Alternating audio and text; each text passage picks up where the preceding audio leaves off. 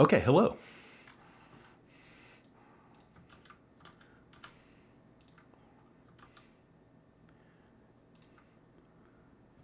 We find ourselves in the Temple of the Radiant Heart in Arabel, Cormyr. It is currently an unspecified time late in the evening, and we discussed your plans to get ready for the night.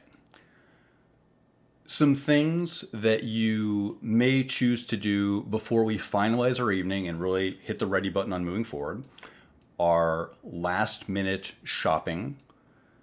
There is a galley here should you choose to prepare food.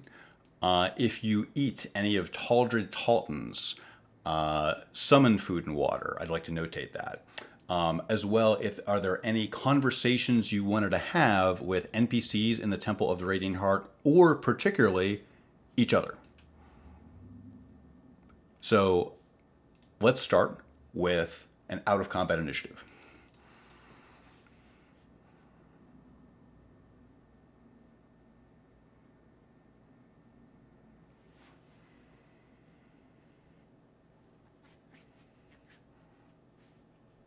Latro looking smug. What you got for me? 2. I'm gonna one up him with a 3. Taldred 2, Brenner 3. Ada 11.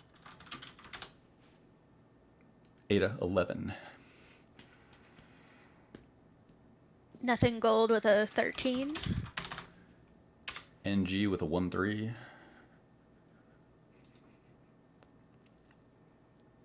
18. Euros, always out in front with an 18.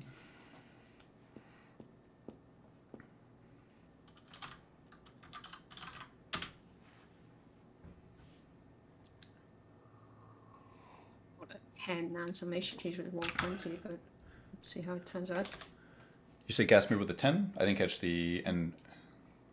10, yeah. At the top of the order, Euros with an 18. Any evening plans? Anything that you would like to finalize here? And I will say, when you are ready to proceed to the end of your evening, we have a separate safe house map. So when you go up those stairs that, let me make sure you're on the right map here, that Ada is standing next to, I believe. When you go up those stairs that Ada is standing next to, we have a separate safe house that will indicate that you are done with your activities for the evening. All of that being said, Euros, it's your ball. Gonna go check for food. Okay, I presume is this room right here? You do presume, and you find a small galley. There are red velvet, very comfortable seats here. And in the northeast corner of this room, there is a small stove. You see an icebox on the southern wall. What's in the icebox? Opening the icebox, you find several long strips of bacon and 2 small wheels of a soft cheese that you can't identify. There's a stale loaf of bread sitting on top of the icebox. Not too stale, but you can tell it's been sitting there probably all day. Nothing on the stove or anything like that? Pots and pans, sundries, things to cook with. You could find some oil, something like that. But no, it's pretty late at night. You feel like you probably missed any official dinner that was being served. Let's go. I guess I'll fry up that bacon. You do so. It'll take some time, but do you have any background in cooking gyros? What's the level of your cooking aptitude? Just cooking out in the woods. And I mean, I'm familiar with a skillet. this is a very common meal for like soldiers in the fields. Frying up bacon in a pan. Go ahead. I'm sorry. I was gonna say, it's just simply heating up some oil, letting it get hot, just throw the meat on and let it go. You spend some time doing that. The sound of crackling bacon fills the galley, and soon a little bit of smoke and the pleasant the pleasant smell of bacon fills the area as well. Next up, I have nothing gold with a 13. Yes, so I think she will skip forward into this room where I presume Gastmere is still hanging out, unless she moved on. With Forbes. Yes, you observe Walter Forbes sitting behind the desk reading some correspondence. He seems to be preparing for the morning.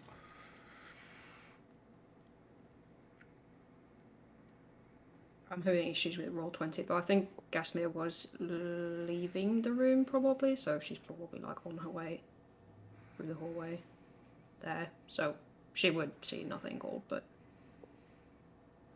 Yeah, she might interrupt Gastmere and be like, "Do you feel like shopping later?"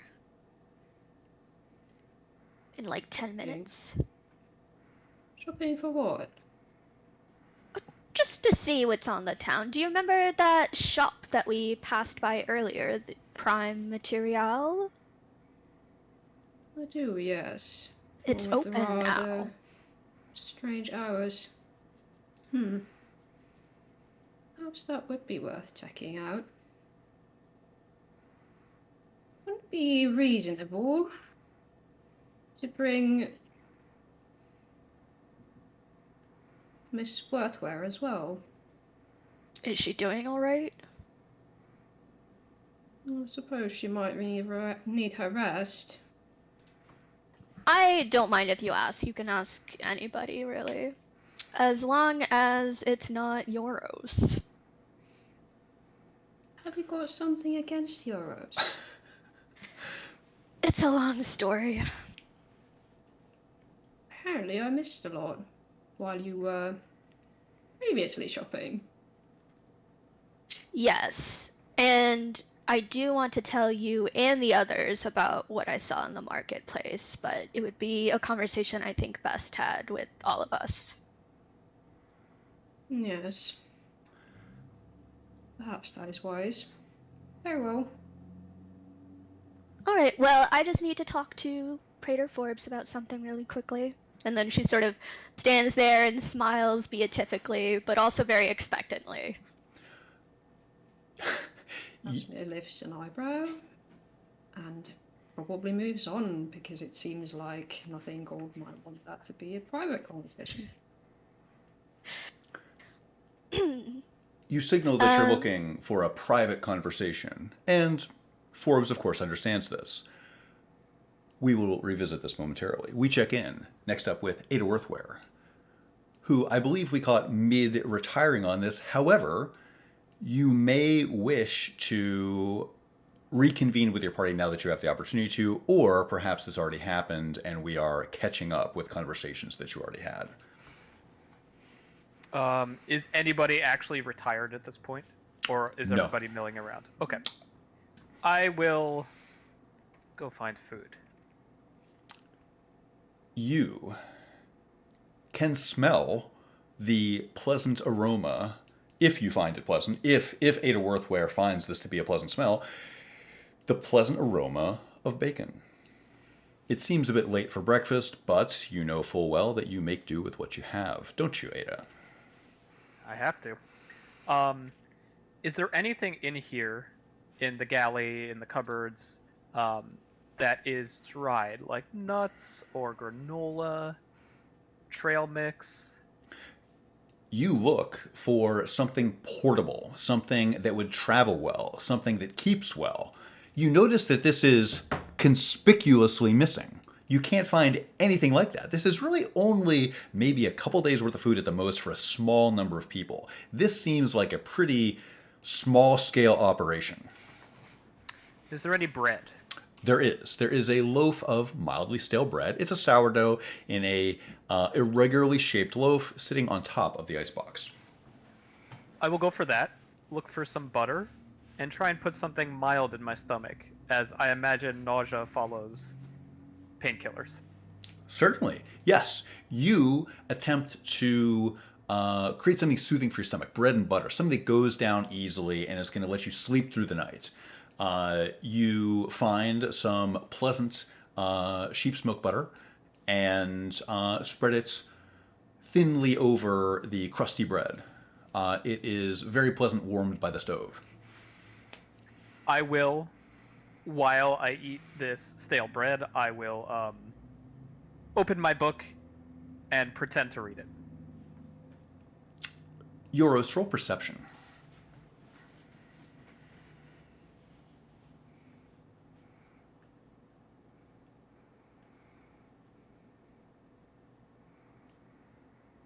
It's a 12.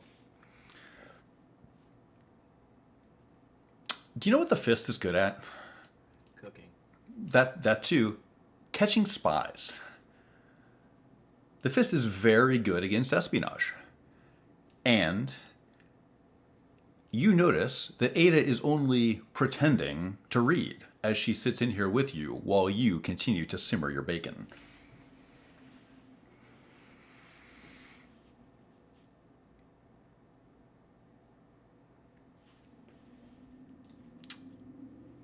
Let's actually go. I think that would be a good time to move along Yeah, the fair initiative drops. order, but let us come back around to Gasmir then. We will bend time just slightly, and we will check in with Brenner Oswick. Brenner, hello. Hello. Brenner was on his way to go get a bath, but you could hear his stomach grumble as he turns to Taldra. Just brusquely, food. And turns around to the kitchen. Question. This is important. What style bacon is it? American or Canadian? What we would call American.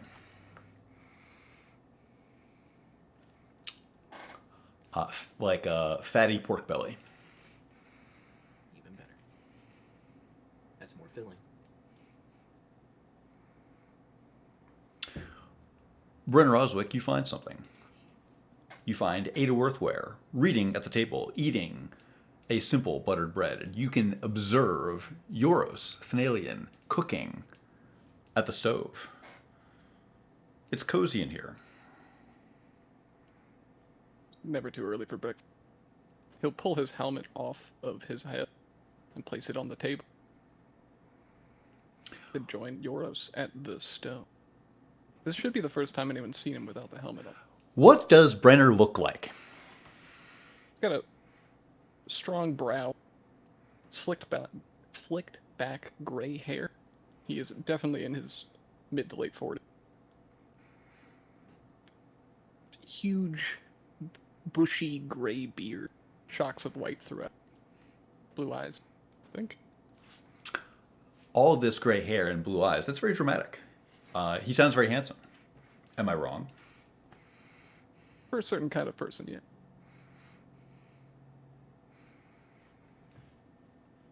He'll place his helmet upon the table and join Euros over at the stove. If he gets sifting through the icebox, he would try to acquire those wheels of cheese and presumably slice off some bread as well. With some oil, he would try to grill up something in another skillet if there's available space. There are. There is both space and skillets in abundance.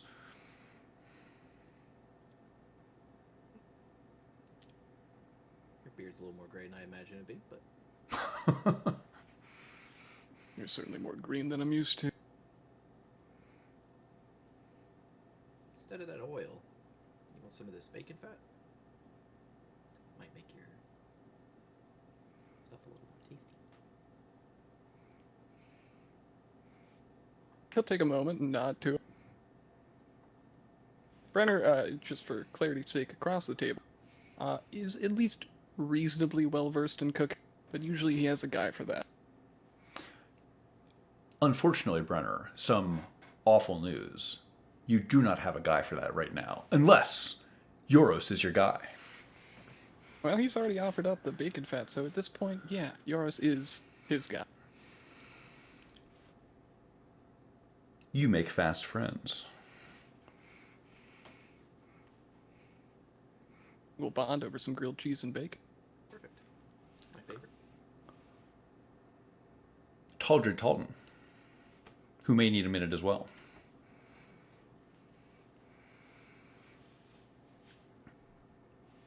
Told you, Talton. No longer needing a minute when one presumes. Yeah, sorry, my camera just messed up. No problem. So yeah, Taldred is after that bath. You seek the comforts of this place.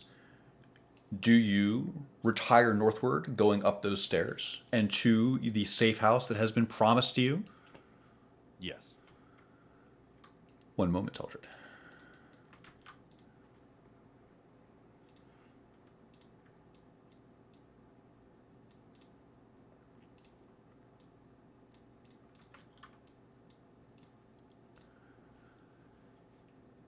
Taldred, you were the first to arrive somewhere new.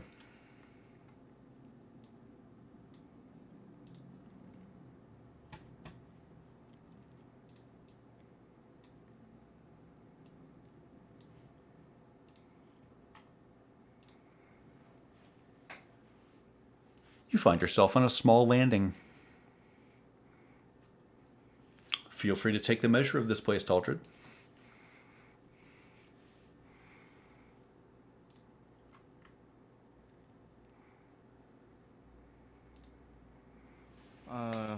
Describe this first room to me. Ornate, opulent. How wonderful that you could stay in a place like this. Not one, but two of these large red couches, a crackling fireplace that someone has already loaded with wood for you. How wonderful. Potted plants in the corner. Devil's ivy, pothos, if you're curious. This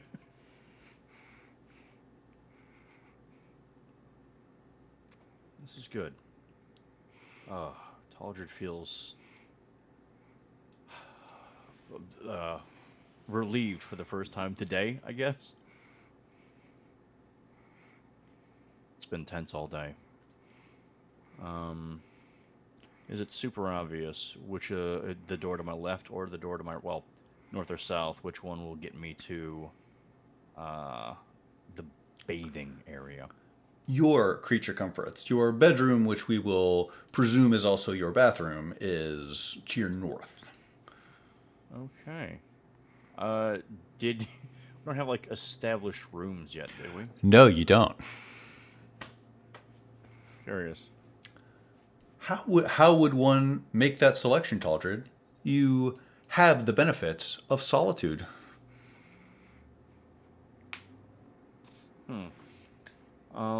Are the doors all closed in this area? The doors are actually all slightly ajar, as if to suggest that they are open for you. Okay. There are... Just looking around, Taldred notices that there are 6 rooms. That's curious. That's right. However, these rooms over here to his east, looks like there are 2 very nice rooms. Taldred, you quickly take the measure of this place and reach a conclusion that is hard to ignore. Not all of these rooms were created the same. Yes, as you open up the rooms and check them out, why not? You just got here. You're the first one here. The rooms to the west are of shabbier furnishing. The rooms to the east, much nicer, more spacious, with flagstones for floors. Instead of a torch, a crackling hearth. Does it look like these rooms over here are occupied, these 2 lavish rooms? No. By which I mean, does it look like somebody is using them has their stuff in there, clothes, something like? Does he believe that these rooms are fair play? They seem to be fair play. You check the drawers in the dresser, all completely open. There is nothing on the table except small settings that are clearly in place for you. Who else would they be for, Mr. Talton? Exactly. Taldred will take this room right here. You do so. And you find your bath. We will Taldred locks the door. You lock the door behind you.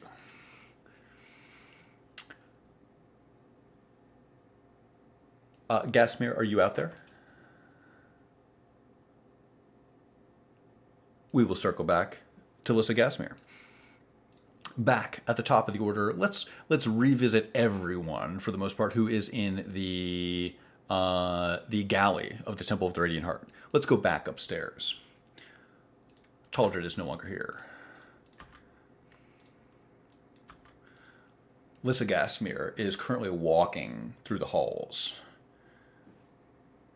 In the galley, Ada, Yoros, Brenner.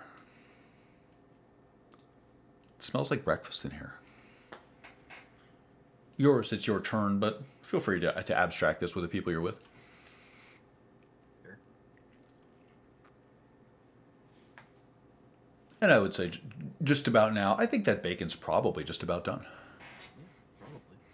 So I'll take the bacon off the skillet. I assume there is a plate nearby, yes? Of some Absolutely. sort? Of course, yes. I can also throw it in the pot. Would you eat out of what you cooked in, or would you put it on a plate? I'm going to put it on a plate because I am going to offer it up so everybody can share. How I kind. imagine there's a hefty amount I cooked up. There was a slab in the ice box. I probably just grabbed the whole thing. One can infer through several points of action here, Yoros, that your intention was to share. So I think it is natural that you would have grabbed the big slab. Yeah.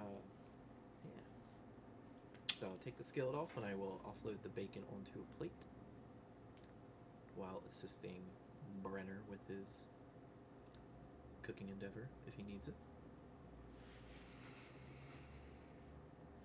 He probably don't. He probably doesn't, you said? Does, yeah. Any assistance? I will happily give some assistance. I will offer some bacon to you first. Thank you. As an abstraction, how many grilled cheeses could you make in one pan? Is it more than 2? Is it 4? Is it 1?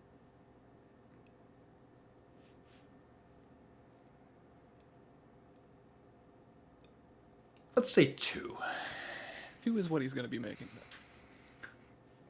Small skillet.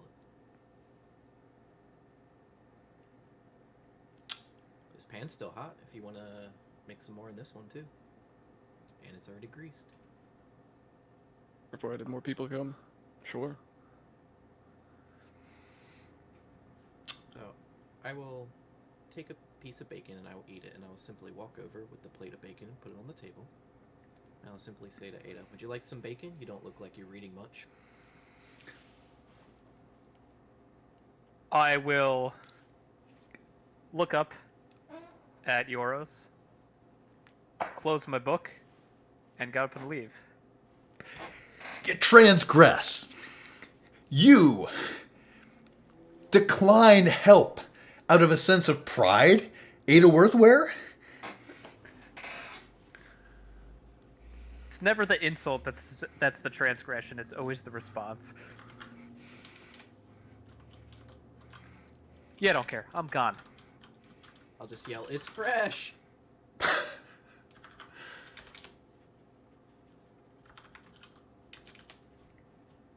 After presumably the grilled cheeses are done, he would produce them on the table on plates as well. She's having a hard day. Pat him on the shoulder and sit down. You can see, well, I would suppose with the helmet on, it would be difficult to tell at any other period, but this is the happiest you've probably seen Brenner at this point, sitting at the table. Why? Because he's eating with someone else. You find the value of companionship. And it brings a smile to your face. I would like to check in with Gasmere. We skipped you in the initiative order. I would like to come back and give you plenty of momentum to do whatever you would like. You last were sort of brushed out of the room as Nothing Gold attempts to finagle a private conversation with Walter Forbes. You, on the other hand,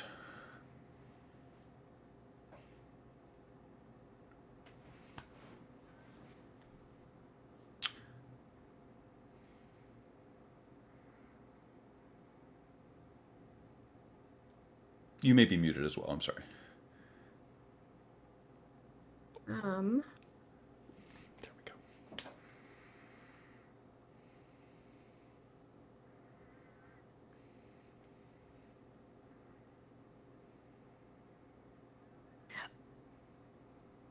No, you're muted again. We could hear you for a split second Yeah, I could when hear you reached for a over. moment. Yeah.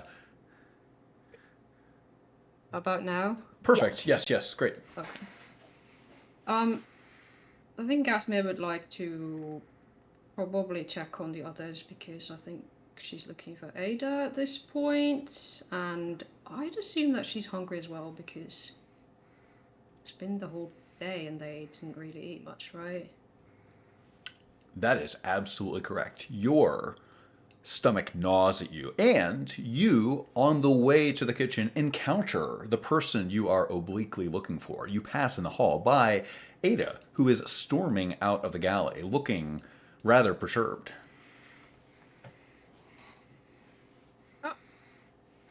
Miss Worthware, what's wrong? Nothing. Just a little too much testosterone in there for me. Understandable.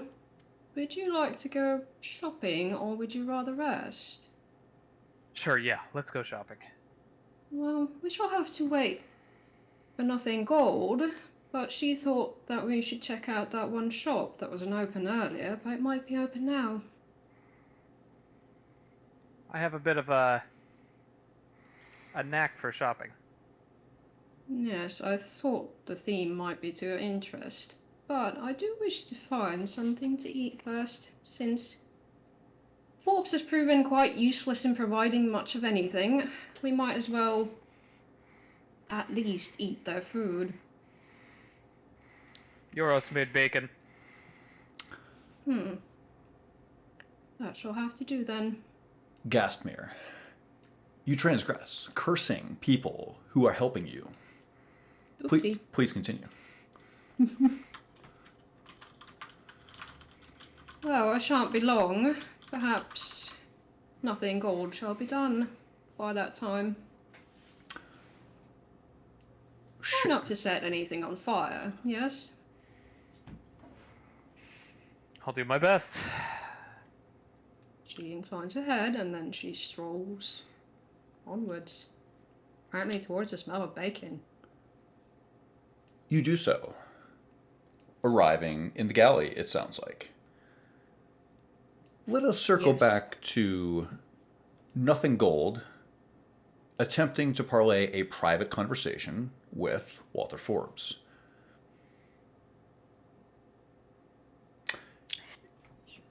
So Go ahead. she sort of skips over and places a hand on the table and leans over the desk very openly and says, "Hello, I remember you were saying that you could get any sort of requisitioned items that we might need. I, in fact, will be needing space. So I was hoping we could talk a little bit about this transaction." Walter Forbes looks up at you. Despite your size difference, you are able to look down on him as he sits at his desk. You wonder how much this changes the interaction. Looking up at you, he smiles and says, "I'd love to. What exactly can I do for you?" Space, you said? Yes, so I create things out of natural materials. And I understand that the garden that you have in your west corner is very important to your profit, but I was hoping that I could perhaps use part of it as, say, a workshop. When you say the word profit, a metonym that you have given to Smithfield, Forbes raises his eye. So he raises his eyebrow. The garden. Well, I certainly don't see why you would not be able to use the natural materials that we have there, but could you tell me a little bit more about exactly what it is that you're going to be able to do there? Are you using the existing ingredients there for alchemy, something like that? A little bit like that. You see, I have some cuttings and some seeds, and I have some regions that will enable them to grow very quickly. And from these materials, I will be able to craft things that will help my party, help them, help you accomplish the thing with which we were all brought together. I don't see why not. Nothing Gold the Gardener. Nothing about this bothers me. Now, All right. do you need to requisition certain material goods in order to achieve this? Yes, I can give you a list. Okay.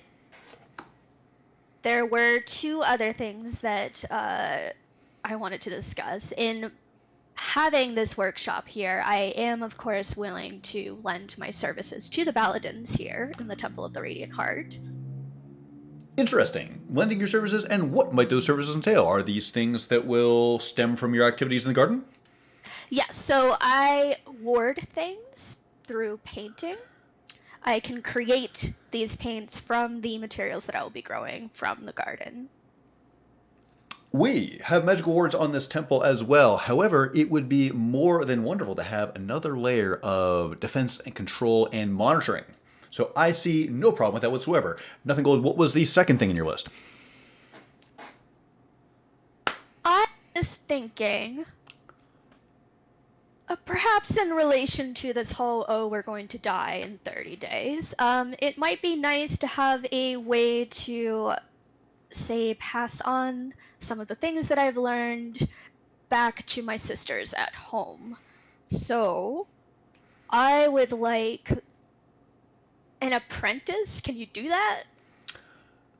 An apprentice on slightly short notice, but I could almost certainly find somebody that's interested. Do you have any preference for what this person resembles? Are there any characteristics that you would look for? Someone smart, someone wise, someone up and coming, someone clever, someone young, someone old. Well, I understand that most apprentices are human children, but I don't tend to get along very well with them. I think that maybe somebody older, somebody who I am envisioning, maybe a farmer, somebody who isn't afraid to get their hands dirty. It would be nice if they could read, but I understand that's harder, so that it's not a strict requirement. Nothing Gold, I must say, typically when people requisition something, it's more like a painting kit rather than they'll be painting wards, and usually they are the apprentice not requesting the apprentice, but nonetheless I will do my absolute best to accommodate you. Let me see what I can do. Probably not before the morning, but I will sound the call and see who comes back. He closes the book on his desk with great flourish. Will there be anything else? One last thing. He looks amused with himself. Go ahead. I have materials to share with the temple, and I need a place to put not only them, but items that you can see from her pack, the canvas poking out. I need a place to put these. We are providing you with a safe house. There is no reason, unless you don't trust your companions, that you wouldn't be able to use the grounds that we're already providing. Isn't that right? You need more than that? I need something to keep them overnight that they are not aware of yet. I suppose I could trust you, Nothing Gold. And you can store them here in my office, which I lock at night. Would that be to your liking? Yes. May I place an additional ward on your door so that it will only open to you and me? Please. Only for the duration of the night. Let me roll something quickly.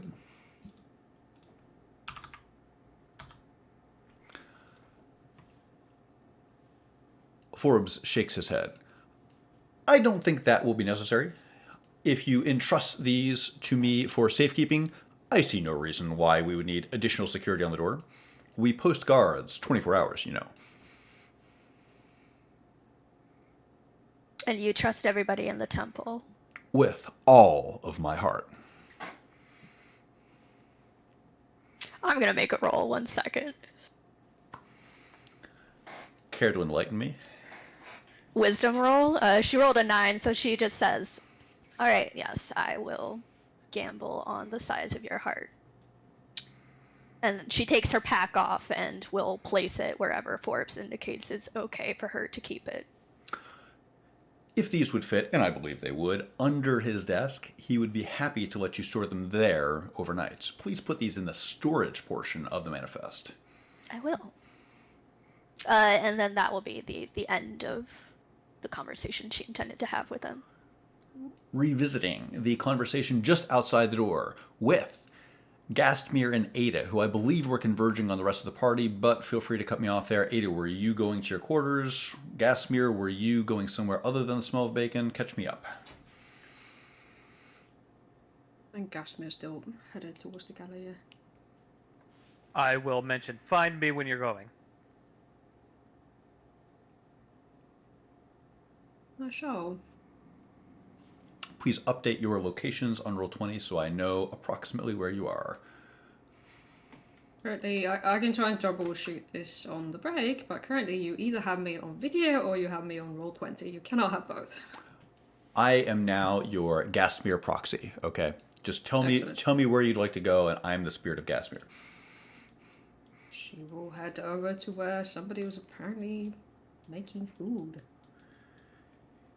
You find several incarnations of food here. There is a pleasant smell, umami, fats, the savory smell of breakfast meat and cheese wafting from the galley. It seems a bit out of character for what you assume the time is at night, but lo and behold, here it is. Oh? Is anybody else there? There most certainly is. Apologies, I forgot I'm the spirit of Gastmir on Roll20. You find Eurosnalian and Brenner Oswick together in the galley. They are sitting next to each other and sharing food.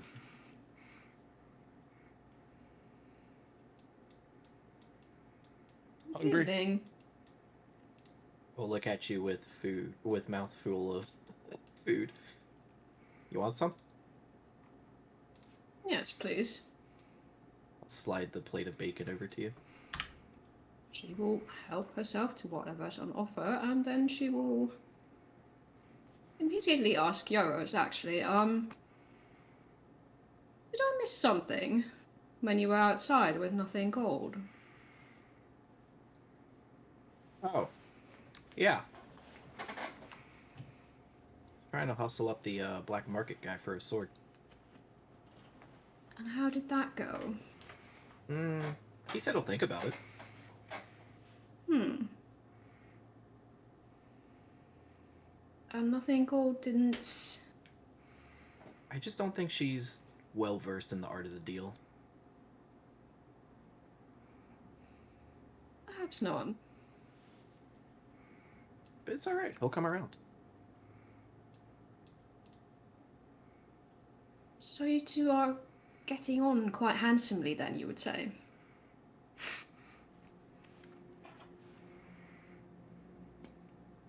Yeah, I think so. I mean, I have no qualms. Very well. I have no reason to expect to find your corpse underneath the table next time then. I mean, you can never say never to anything. Well, let's hope that won't be the case. Yeah, me too. Considering it's my corpse. And are we feeling optimistic about tomorrow?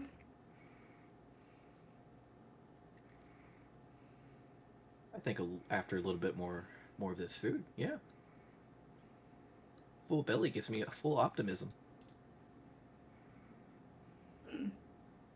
Understandable. Well, I'm about to do a bit of shopping, so if you think yourself the master of that, I suppose you could come, but I think you'd find it... Well, I suppose we'd find out. I mean, I could, but I'm on a tight budget. As we all. Very well.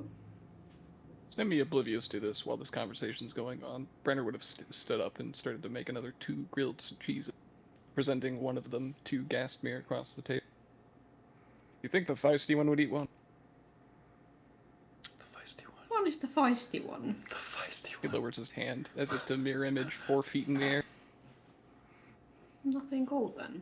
That's her name. Doesn't she only eat plants? Why I'm asking. I don't know. She made an egg. That's true. She did eat some of the egg, yes. I'm sure I could offer if you'd like me to take one to her. You present the other sandwich on a plate. Sure. If she don't want it, I'll eat it. I shall be sure to mention that you are most helpful, Mr. Oswick. He kind of just gives you a bushy grin. Oh, Gasmere shall eat a grilled cheese sack. Has she ever eaten one of these before? Doesn't Definitely. seem like the sort of thing that noble people would be eating. Definitely not. No. This is like extremely below your level of expectation for the quality that goes into food. This is really quite down market from what Gasimir is used to. Well, salt of the earth kind of people food.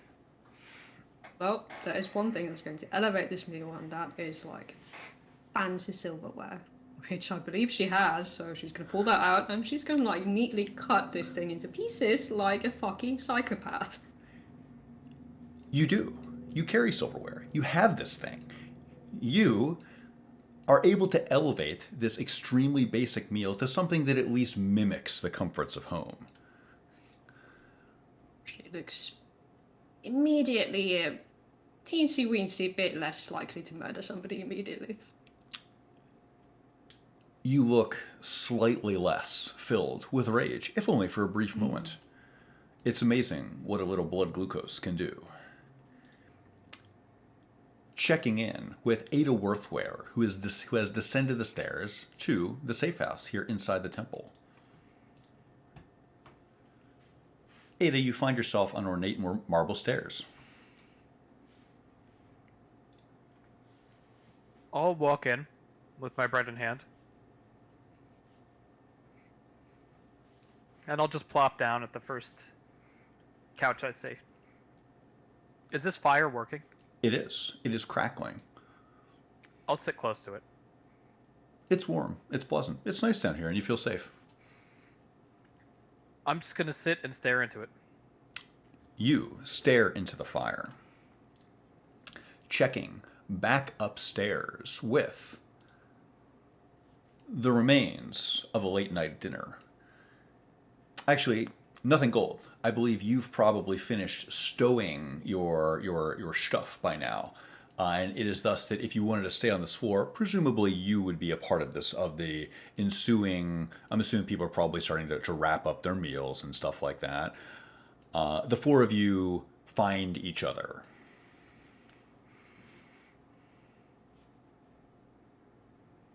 So Nothing Gold looks significantly less burdened. Like, perhaps no one noticed. She just seems to be moving a little bit more She's agilely. She's later on her feet. Yes. You spy some of your companions here in the galley. Who is that? She says to Oswick. Sweet. Brenner. He holds a hand out towards a grilled cheese on a plate. Hungry? Gasmere moves it towards her. Mr. Oswick has been preparing food for us. That's helpful. He helped. As he points towards your This is Leave some bacon. The bacon. Is there any of that left? Some, not much, but there's a little bit left. I will just slide the plate down the table again. She will touch something in her pocket that's like this little bit of exposed ivory, and then, as if magic, an egg will appear. Another giant egg that's like easily the size of her head. And she will sort of just blankly hold it out towards Euros, like.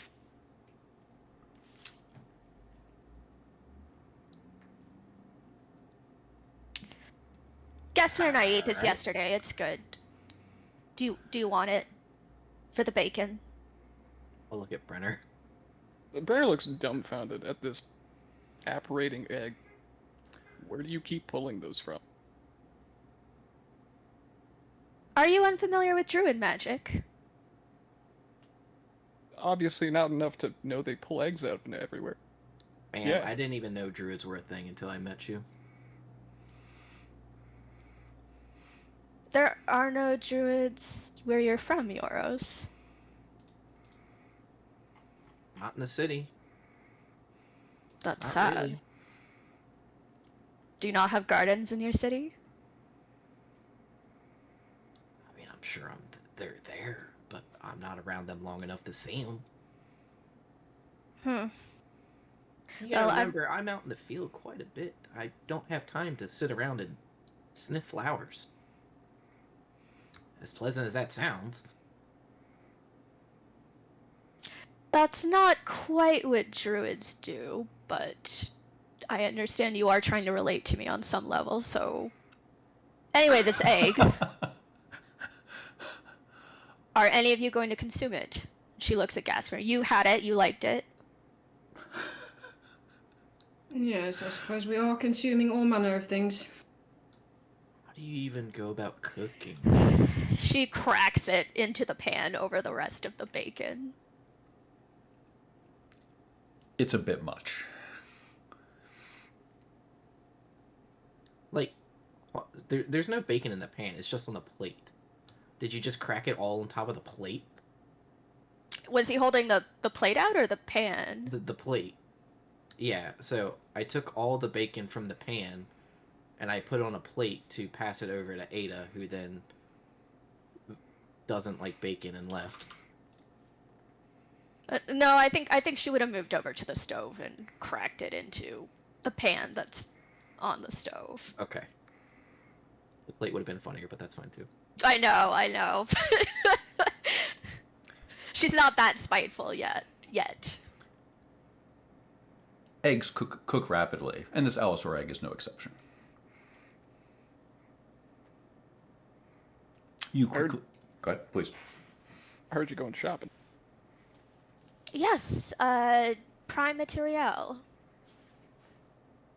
Brenner ruffles through the pack that he's placed on the floor at this point and presents the dark object that ripped Ada's eye out and places it across the table. Oh shit. She doesn't say this in character. This is me out of character. She will...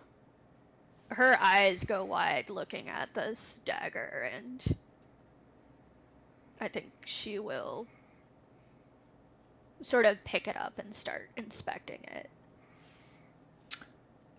It's vicious, otherworldly. The fact that Brenner told you this was what was used to remove Ada's eye does not make it feel very good in your hands. Prefer this not Interesting stay with weapon. us. If you can get rid of it, you can. And I've put it in the manifest party log if you want to take that thing. Yoris and I met someone who will trade in these sorts of items. I don't imagine that there's much anybody else in this town who has the liquid capital, should I say, to give us a fair price for it.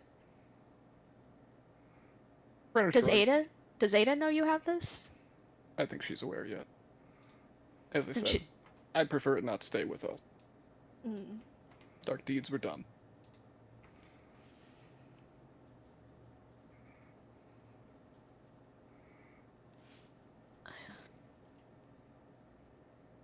As you're inspecting the dagger, Brenner will casually tend to the eggs.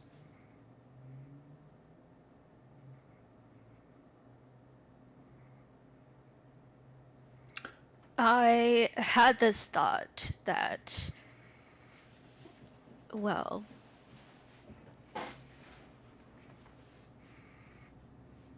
and she thinks on it and says, "Never mind. Let's just sell this." We found this sword, Yoros and I.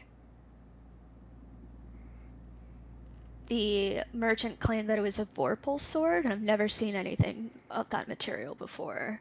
And it was. She starts to mime it out and then holds up a finger and goes, "Hang on," pulls out a blank sketchbook, and then with a flick of her finger, there's this sketched image that sort of projects onto a blank page of the sword that they were looking at. Brenner. It looks like the proportions of an arming sword. What a specific weapon. He'll motion to his side.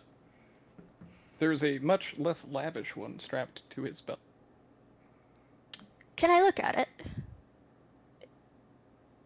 You see him pause for a moment as if to think that over.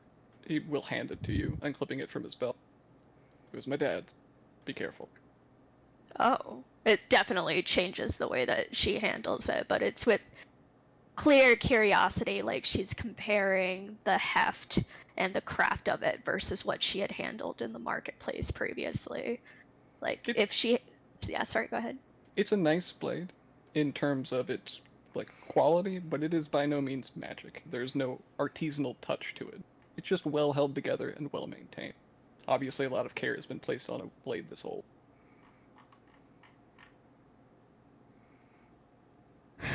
Alright, well, I had thought about purchasing the other blade to experiment with, shall we say. Would you rather have enhancements on this one? He shakes his head. No, you want it just as it is, perfectly preserved. It's a memento, yes. Hmm. You don't tarnish memories. She looks disappointed.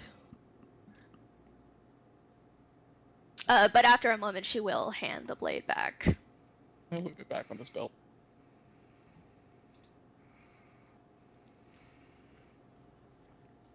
You can do what you want with the dagger.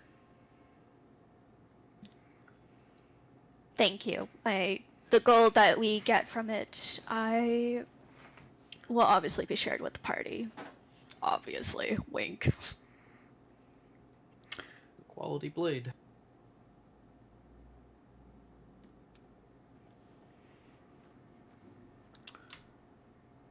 If you can't... I don't think the gentleman has come to a conclusion yet. If you can't get enough for that dagger, mayhaps let me use it for a bit.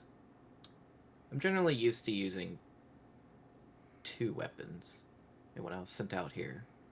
You with 0 weapons in your...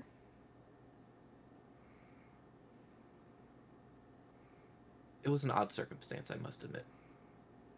It was very spur of the moment. What was spur of the moment? Being sent out here. I didn't have time to fully gather my things. Someone else made that decision for you then? Of course. Your commander, the one you told me about earlier. Yes. Is he... Can I insight check him?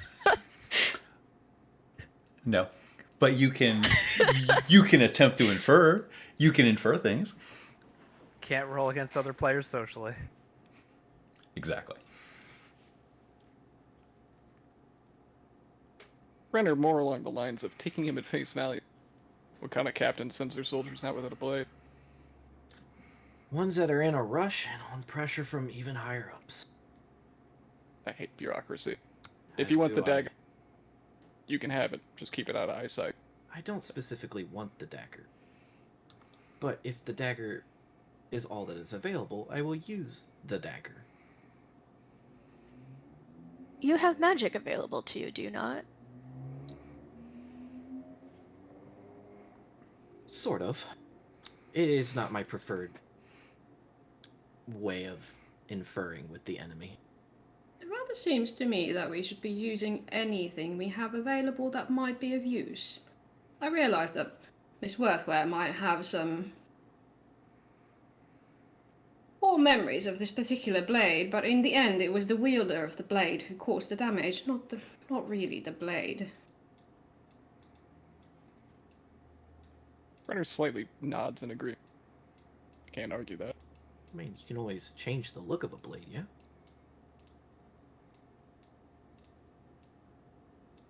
They go to a blacksmith, have him heat him up, smack it around a little bit. I don't know, change the hilt a little bit.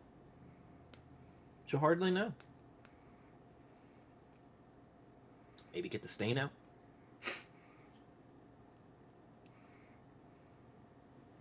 Could be. All I know is I'm not one for the mark. So he stands up from his chair, puts the helmet within the The crook of his elbow. Thank you. I couldn't think of the word. The crook of his elbow. And proceeds to make his way out of the room. Be best I got a bath. I'd advise the rest of you do the same. Mining water's not really good for the skin. Ah, good call. Alright, I'll clean up here. Nothing Gold will wolf her eggs down that Oswick and Yoros tended for her and say to Gasper, did Ada Worthware say she would come with us?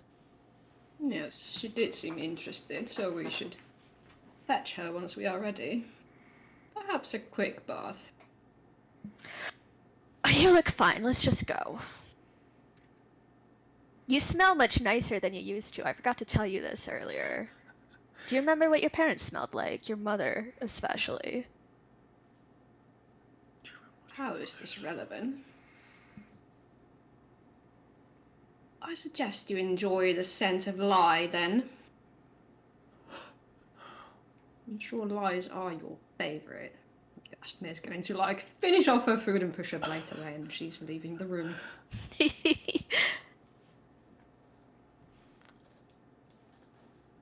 I move the spirit of Gasmir out into the hallway. Yeah, please, thank you. Just to make sure I'm catching up on everybody's intention. Brenner, I see you moving for the safe house. Right.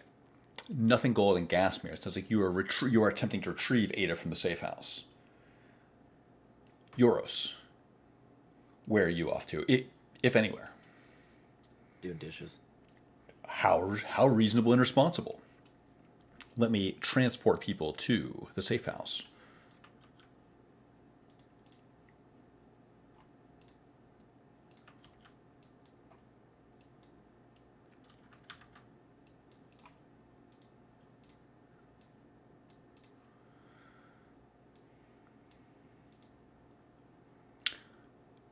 You find yourself somewhere new. You spy Ada Worthware curled up here on the couch. Her head is on one of the pillows, and she's staring into the embers of the fire.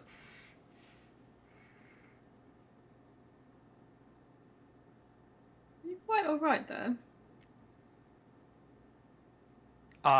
What? Excuse me? Are you feeling clear-headed enough to step out, or should we leave you behind? I'll dust myself up, stand up abruptly, and say, I'm fine. What do we need to do? Well, there was that shop that may be of some benefit. Benefit shop. Yes. Let's do that. But before we go, I would like to know what we have to barter with.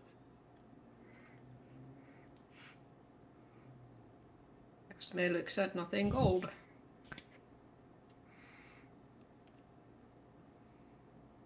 Well, if we go back to the person at the marketplace who is dealing in enchanted weapons and armor, he might be willing to take this dagger that we recently acquired, which seems to have some manner of arcane enchantment on it.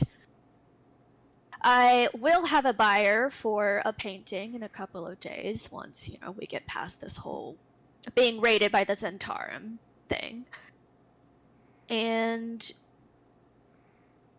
there may be other opportunities for money in the future. I have not sat down with everyone yet to figure out what all resources we have.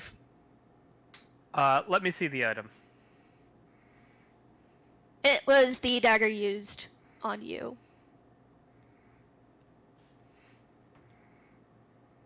She'll pause for a moment. Discussion on whether Yoro should use it instead. How do you feel about that? It's just a dagger. Just give it to me. Nothing Gold nods and will present it to Ada. I'll snatch it from your hand. Grip it for a moment tightly. Then I'll cast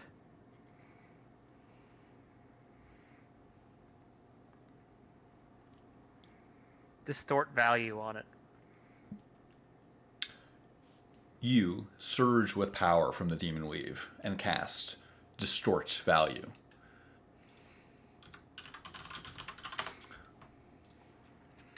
I would like to double the perceived value of this. And if the vendor rolls a 17 or above on Wisdom, they perceive that it's regular value. I think it's Investigation. But yeah, so it's Investigation versus your spell DC, which is 17. Yes, my spell DC is 17. Whatever you gotta roll, it's fine. Understood. I will a little bit too quickly shove it back into your hands. How a little bit too quickly? Well, the spell finishes, and it's like getting out of the car before it's off. The car stops, but the engine's still running. You thrust open the door, stick your foot out, completely anticipating that the car will be not moving by the time you get out of it. That's how it is. My spell, whatever energy I am channeling, is still affecting the blade. Talton, out in the hall, you can hear all kinds of energy affecting blades, all kinds of people talking, something about eggs. It's really quite obnoxious. Continuing, you are applying energy to this blade. You hand it back to Nothing Gold. Nothing Gold, you are hastily handed this dagger. Oh, wow. It looks like it has all of these gems it didn't have before. Who's gonna do the talking? It should be one of us. That's interesting spell work. I trust you won't mention it to the merchant, but No. He's seen me before. I would prefer to have a working relationship with him. If you plan on scamming him, of course, I would like to be in on it. scam is a bit of a heavy word, Nothing Gold. I want to know what we're buying. Will it be useful to our group? That's why we're going out to the shop to investigate. I do not know the lay of the land as far as what's available to us yet. What are the needs of our retinue? Let's establish that first. Who is the worst equipped here? Who would be the most benefited from parlaying this vile item into something particularly useful? Well, we do not have to parlay anything quite yet. Well, apparently Yoros is not quite as armed as he would like to be. Is Euros armed? Doesn't seem to be the case. Does Euros need to be armed? He did Debatable. express the desire to be armed, yes. Euros strikes me as... Ever since the Spell Plague, some wizards don't have the feck to display that in public, and that's the impression I get from Euros. So you suspect that he's quite capable, but simply says otherwise. He was sending me mystical messages in my mind, in the mine. Oh, that came from him? Yes. I heard that as well. Whatever, Euros I'm sure is helpful to us. What I would like to establish is that we're purchasing the correct object for the correct individual. If you have an opinion, I, of course, will loop you in on such things. Is Brenner's here. Brenner. Brenner, Brenner's just standing there. your helmet under your shoulder? Or Correct, under yeah. your... Like a football. Brenner, do you have an opinion on this matter? I trust your opinion. I don't even know what they sell. You can do what you want with the deck. It's not about what they sell, it's about what you would prefer this group to buy. What weakness do we have? You see Brenner stop locking eye contact and look up into the top of his. Well, yours does not have a weapon. That does not seem to be a good decision. We are I- missing Mr. Tolton as well, so perhaps it would be prudent to acquire a list of what is on offer and then present that list to the rest of the party. Well, alright, here's what I'm thinking. We're supposed to fight tomorrow. Maybe we'll find out exactly what each other's weaknesses are in battle. I prefer to preempt them. I would agree. Brenner cuts himself off mid-sentence and starts to exit the room, as if in search for a Taldrith. Are any of these rooms in this one with a closed door? Yes. Or all of them closed? There is one door that is closed, the door in the southeast. Sure. He would presume that that is where Taldrith is and knock on the door, not attempting to open. Taldrid, He's just like laying in the bath, right? And he's got like the fucking rag over his head, and he goes, "Occupied." Yeah. Do you have any opinions about buying stuff? God, so many. Are you armed? Now that is an interesting question.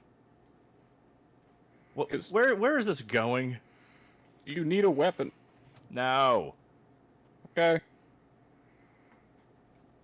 Do you need anything? Quiet. All right.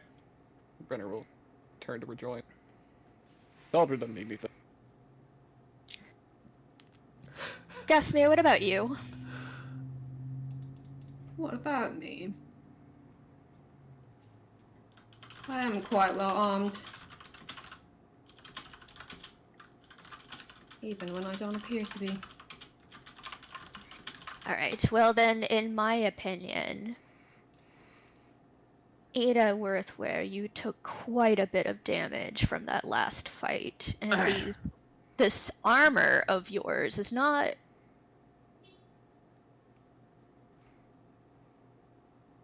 No armor would have stopped what happened. It couldn't make At you least faster? something, at least something that we can't afford.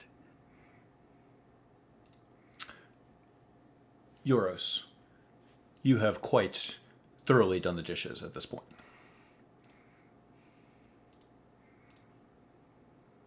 They're all clean. I will head upstairs. Sure, we can keep in mind that we may wish to acquire you something that will protect you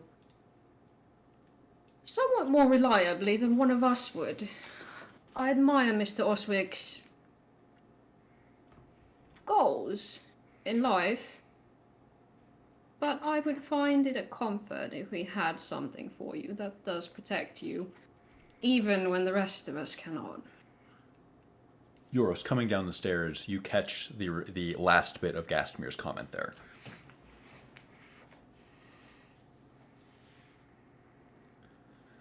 Euros. Ada? You don't have a weapon. Is that correct? Correct.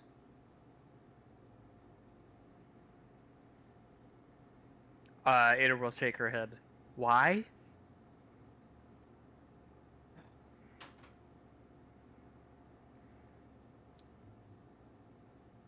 As I mentioned upstairs, I was sent here very spur of the moment, and I didn't have time to gather my things.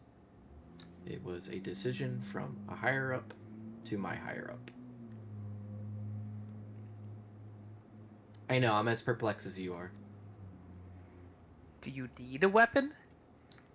I mean, I would prefer to have one. Do you I need a weapon? Yes. I mean, I would prefer to have a nice one, but I can also just pick up any old straight sword around here, I'm sure. Okay. I'm sure they've got several laying around. Only asking because I do not need a weapon. you realize that the embers of this fire are starting to burn rather low.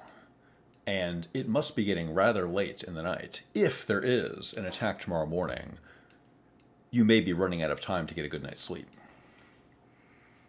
Should you... Okay. Weapon for Yoros it is. Of dubious quality. High or low. Brenner, did we find anything else out? From Taldred? No, he doesn't need anything. Taldra doesn't need anything. Anybody else? The group suggests that I have armor that can protect against the incredibly powerful spell Time Stop, which I would be lucky one day to learn. If we find a scroll of any kind of useful magic, that would be interesting to me. My eyes perk up at that. Me as well. Nothing gold. I'm curious. You don't seem to have a book that you channel through. You've heard of druids before. Ah. But druids typically don't scribe their spells. Well, since the spell plague, I've had to make certain adjustments to the way that I draw out my magic. So you speak the infernal script. She gives you a blank look. We'll talk on the way. You could just see Brenner's eyes glazing over.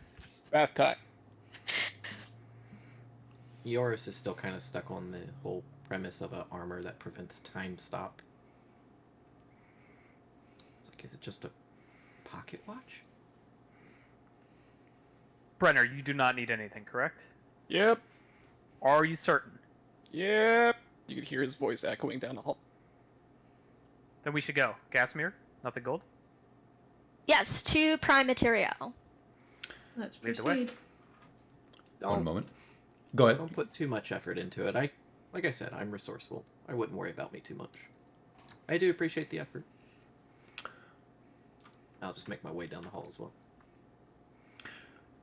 While you and Brenner are getting your bedrooms for the night sorted out, we quickly shuttle through the night streets.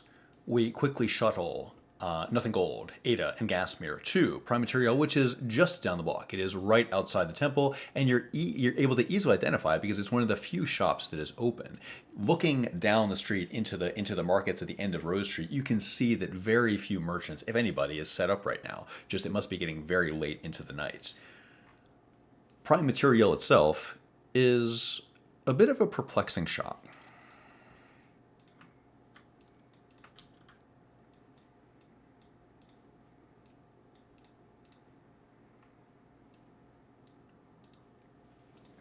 There is a proprietor there. He's helpfully wearing, of all things, a name tag. Something about this store just seems a little bit off. There is a very idiosyncratic array of items to be found in the display cases. You see a perfectly mundane-looking cattle skull, for example, and yet there are extremely valuable swords placed on the same horizontal surface. The proprietor, whose name is Martin, as is indicated, looks at you with a degree of amusement. Oh, hello. Oh, how wonderful. Oh, how nice. Something you need? Buying or selling? I will step forward and say both, potentially. What wares do you trade in? One moment.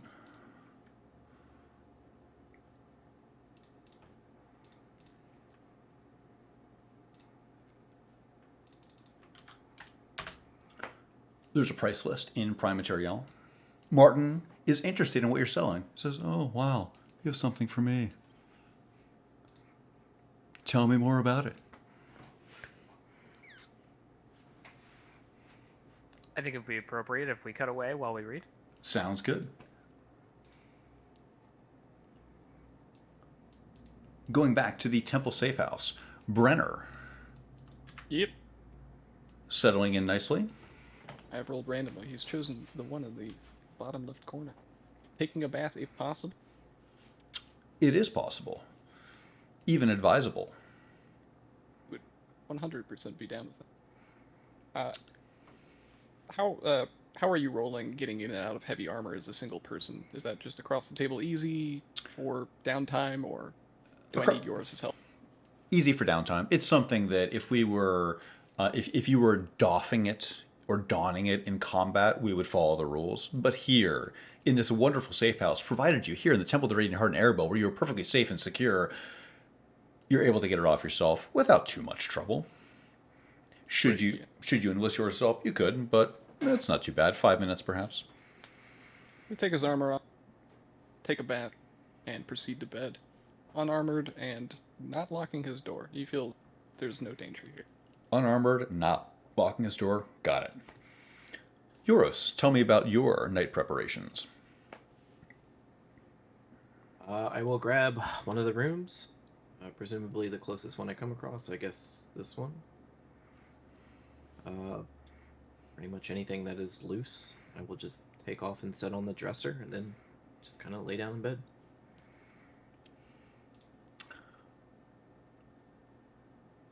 Touching base with the denizens of Prime Material, Martin lowers his glasses a bit, studying all three of you. Oh, how wonderful. What nice people you are. I will look at Nothing Gold, as if expecting something. You're all so nice. Did you have something for me? Nice little item. Yes, she sighs and takes the dagger out. Oh, wow. We were wondering what you believe the trade-in value of this object is. Wow. May I? Of course. You, in fact, may.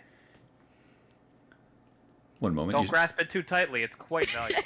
I'm imagining Ada like looming over Nothing Gold, like politely handing it over, and she's just barking these directions. That's exactly the vibe I'm going for. Yeah.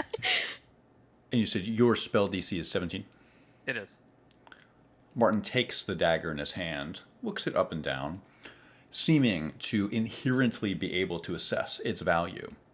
Wow. What a nice dagger you've brought me. You're looking to sell this? The trade-in value, you said? Yeah, and we were hoping that if we traded it in, we would get a little bit of a bonus. Wow. Return customers. That's wonderful. Let me think this over for just one moment. Okay. How about this? Only because you're such nice people, I'll give you 4,000 gold or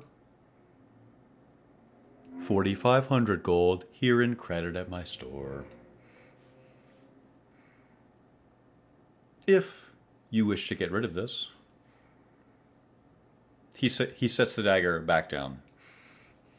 Can you tell me about how you source your items? I would love to. Everything you're seeing now is from Lyra Bar. Weird. Lyra Bar. He points toward a mental map of Faerun. You have no idea what Martin is pointing at. Lyra Bar in southern Impelter. You may find that every week I get new items from various corners of the realms. It is to say that this is a limited time opportunity. Let's put our heads together. Thank you. Martin was your name. Thank you, Denizen. Ada. My name's Ada Worthware. Great to meet you. Ada Worthware. What pleasant people you've come to be.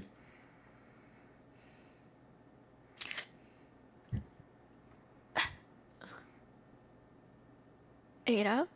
Nothing Gold. Or should I say nothing? How long does that magic you've woven last? Not long enough. I think we should sell this to the other guy and have Euros do it. I will tap my hands on my thigh, anxiously.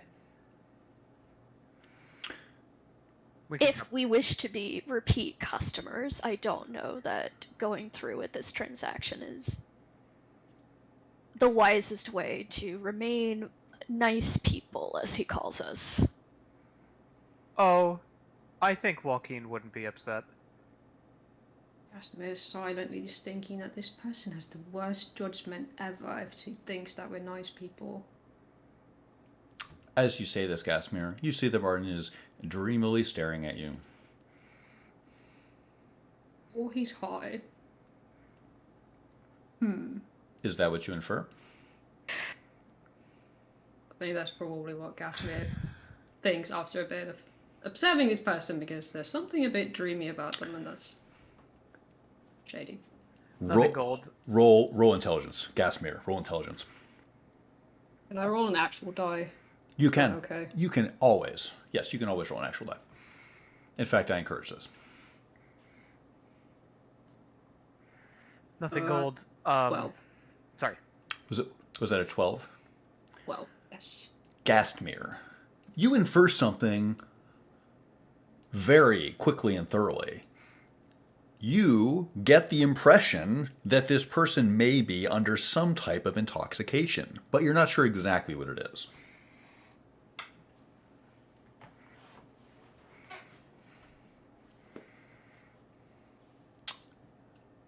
We have any more drugs. This is probably the person for it.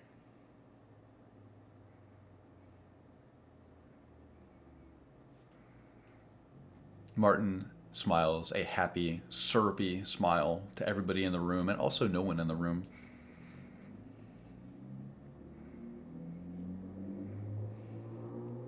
Nothing gold. Ada Worthware. I'm hoping we don't come out of the melee tomorrow with more scars. I think something we can buy now is worth as much as you want it to be. We can go to the undervender, but we'll have to be quick about it. The enchantment will last for 1 hour, and it's probably been 20 minutes.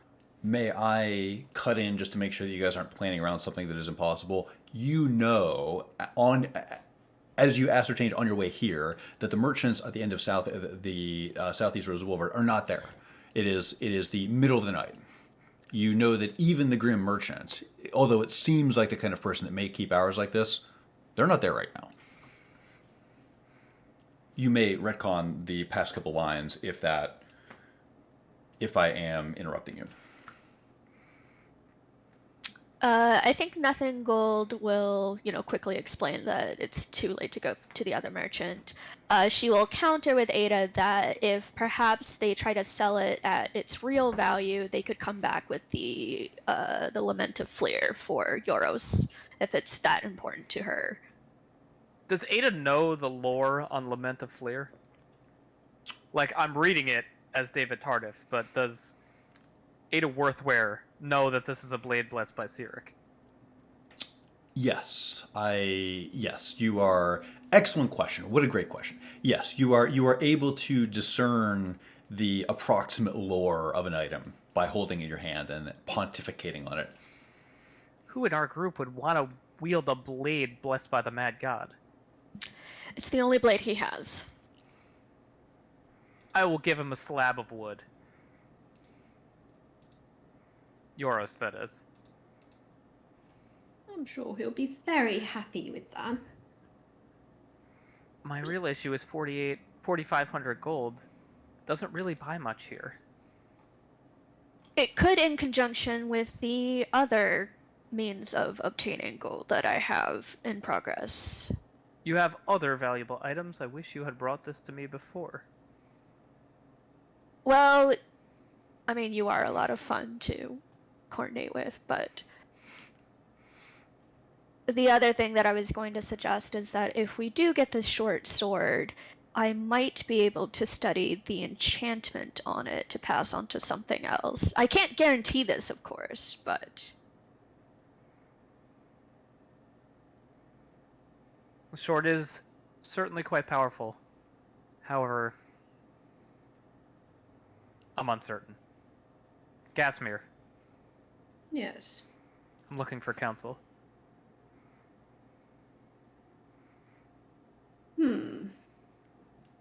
well, it's short-term gain versus potentially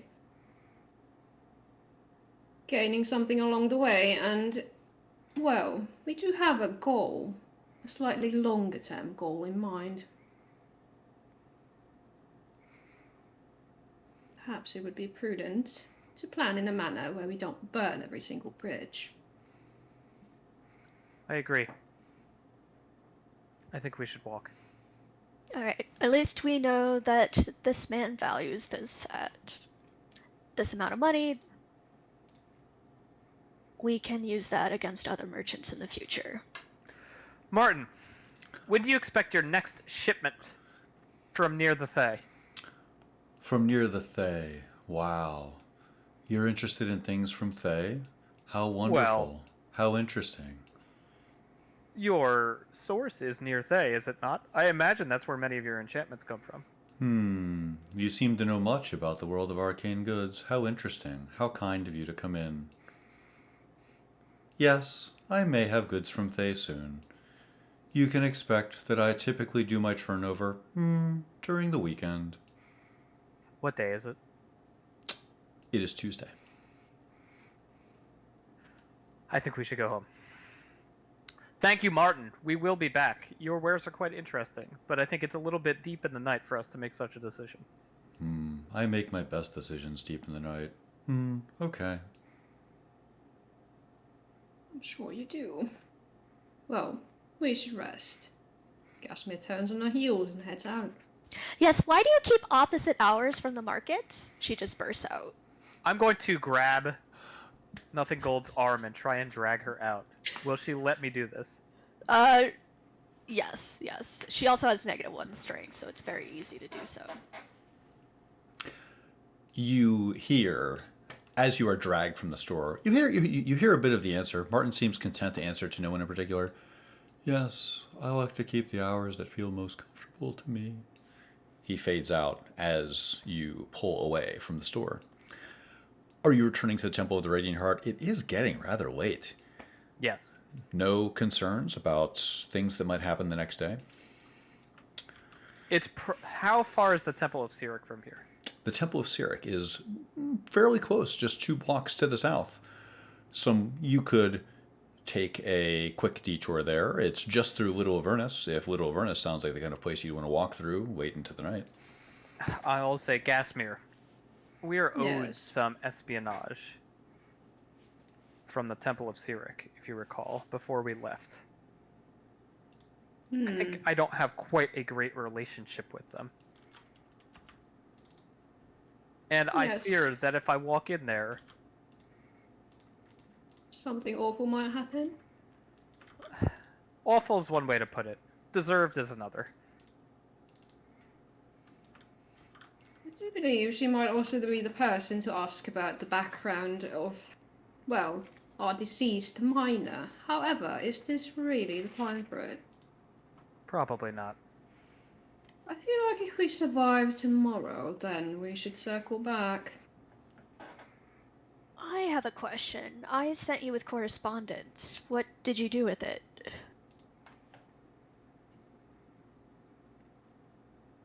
Obviously, I think we handed it off to her, right? You did. Yeah. She has received it. None of you looked at it? We did not. I believe we've already had this conversation.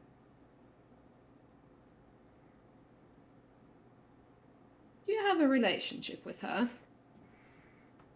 With her, no. I was expecting a response by now. It's very odd that I haven't gotten it, but I'll turn on my heel. A response from a priest of Sirik? from the person the correspondence was addressed to, You gave it to a priest of Sirik. who has contacts in the Black Network. That doesn't make it better. You're making it worse.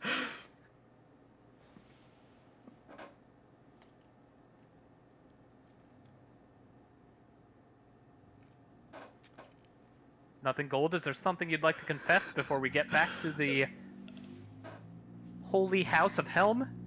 Please, we're going to be here all night if she's going to begin confessing. And also, I'd rather not speak about it on an open street.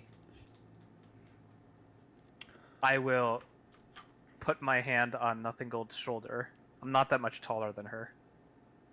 I'll draw in a little bit close. Will I find a knife in my back today or tomorrow?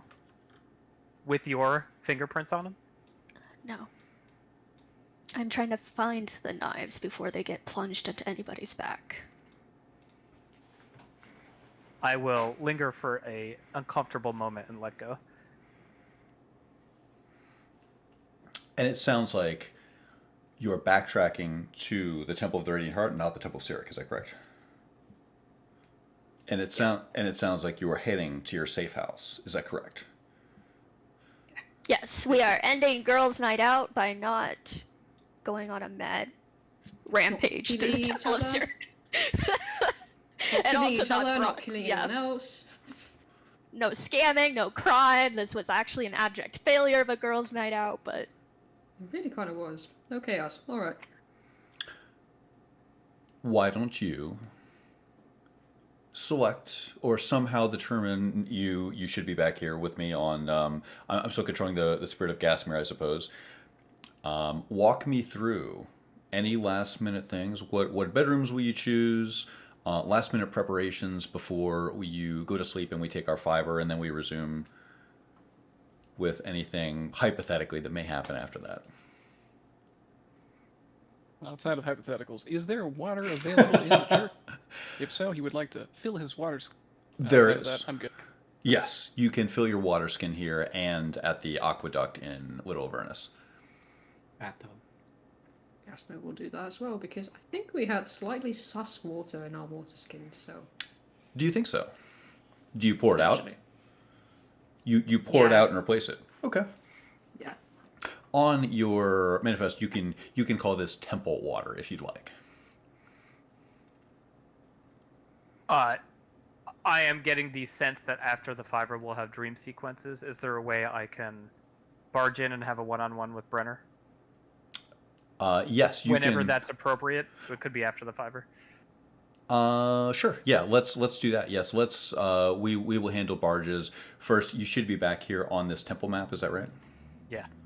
Okay. Go ahead and get yourselves arranged. Make any fun arrangements, and then we will take our fiver and adjudicate a number of things. Sounds good. The largest room left to Gastmere? You should really let me control the spirit of Gastmere more. Apparently it works quite well. Oh, actually, no. I'm sorry. I did not see you. Nothing gold. well, she wants to sleep out in the garden, but she will take this room if they will insist that she sleeps indoors. Not necessarily. No, if you'd like to sleep in the garden, you certainly could. I see no problem with that at all. Who is going to stop you? What about, with that in mind then, Gasmere, any preferences for where you end up, where you rest your head?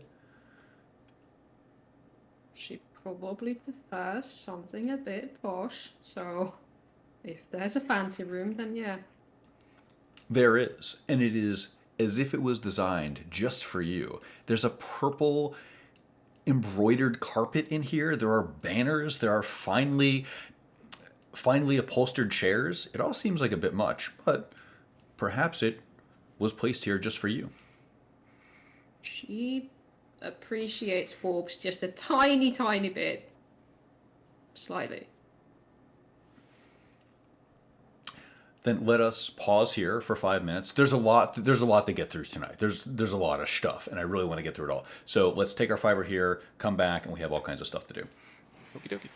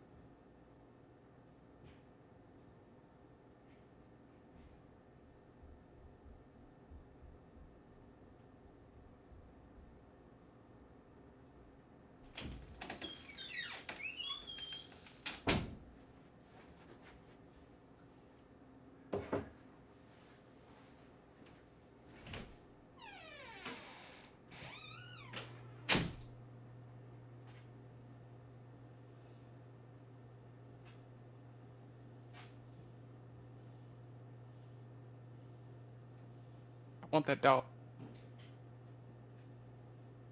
Isn't it cute? It is really cute. Animal handling checks. I mean, considering how often we interact with horses, it could be really cinch this campaign. That's what I'm saying. We gotta get on. Okay, but what if I enchant your sword so that the hilt looks like a funny yellow dog? Me, Falmari thinks that's great. I don't know if Brenner would I be. know Oswick would not be happy. Funny yellow dog. It's only 300 gold. That's what I'm saying, man. What a steal. That greatsword is absurd. The two-handed one or the short sword? I mean, they're both pretty dumb, but yeah, the two-handed sword is the one I'm talking about. Legendary resist sword. Hello. Absurd. Right? Hello. What are you guys saying? What did I miss? We're discussing items. How cool. I made a shit post about NG carving a funny yellow dog into the hilt of Oswick's sword. Oh, I need to check up. I need to catch up on shitposting. You guys have been shitposting this whole time. I always forget. We would verbally shitpost. And then discussing the legendary two-handed sword and how broken it is. Yeah, that's a lot of resist. Not broken, but... Correct me if I'm Oh, wrong. it is. Oh no, it's the balance ethos for this game is sort of like it's it's like Valve balance. Okay, everything is broken. Okay, so you just have to find what's most broken for you. And don't worry, the NPCs have broken stuff too. Oh.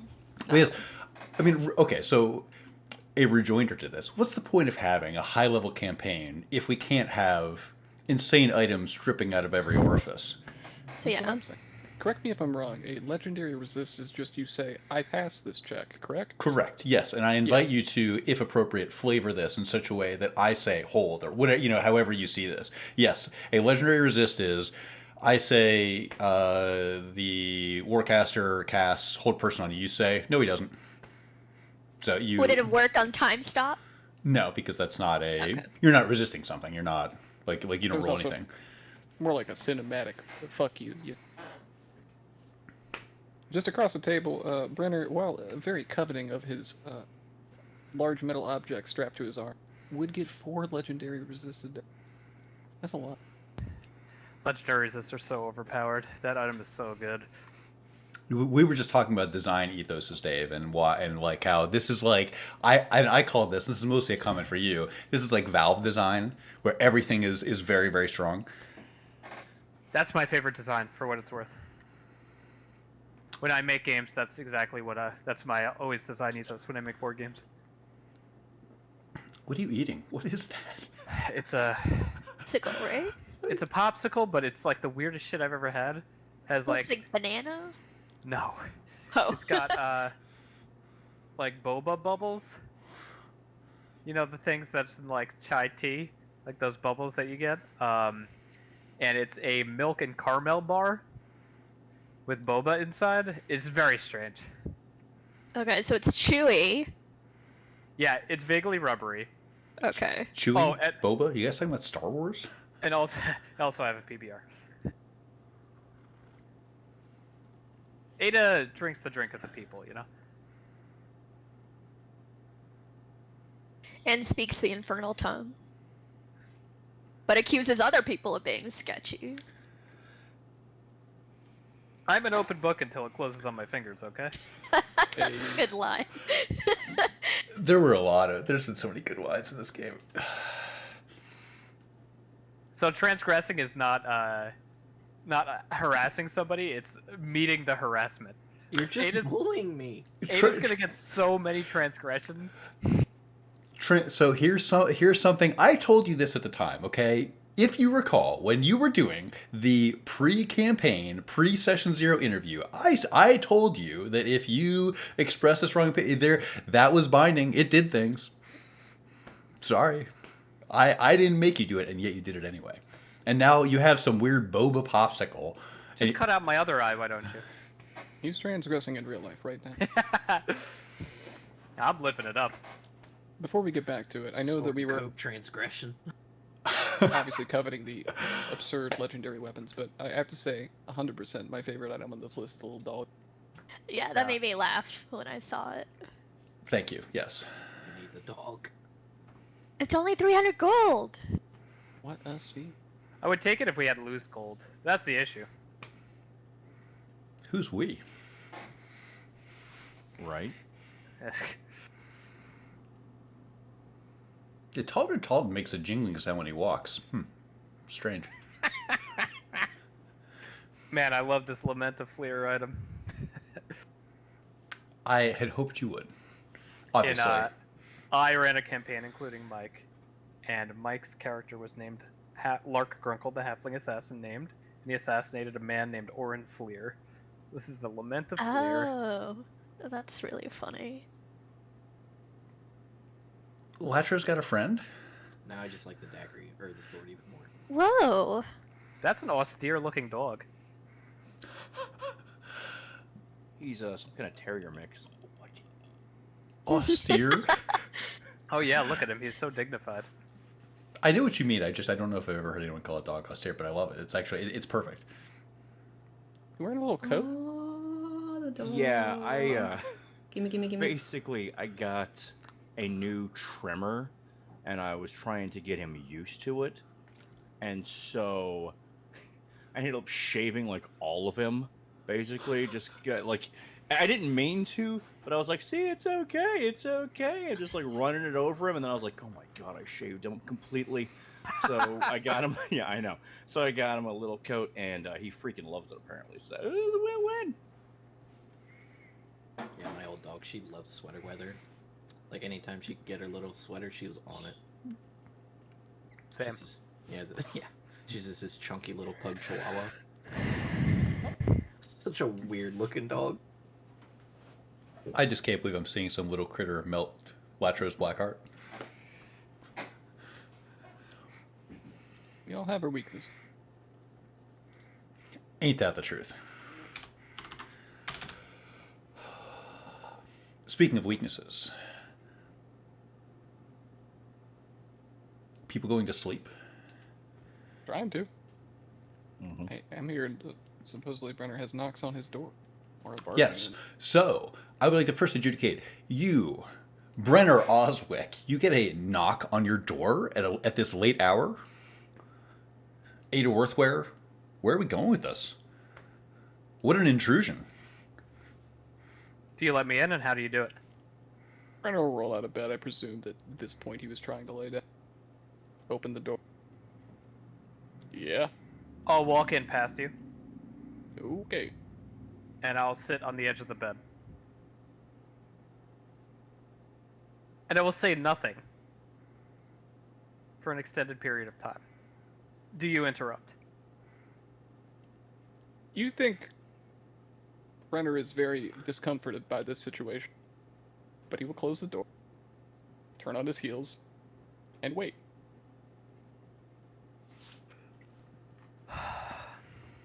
Brenner, how did you get the scar on your hand?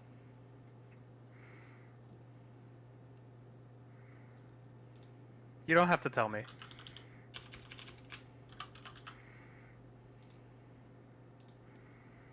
Had a disagreement. I used to be, and he'll point down, actually. Like that. Knight of a bigger purpose, if you will. Every time I came in combat with something that, and he'll point up without saying, didn't want still here on Toriel. My hand would light up. And I couldn't bring myself to kill a kid.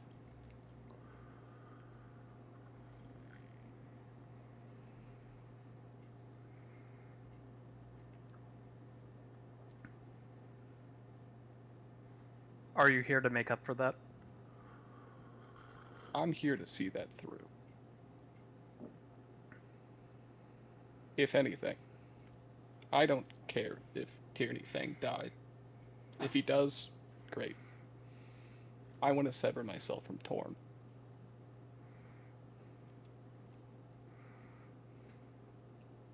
He doesn't get to make those decisions. Ada will put her face in her hands and softly weep.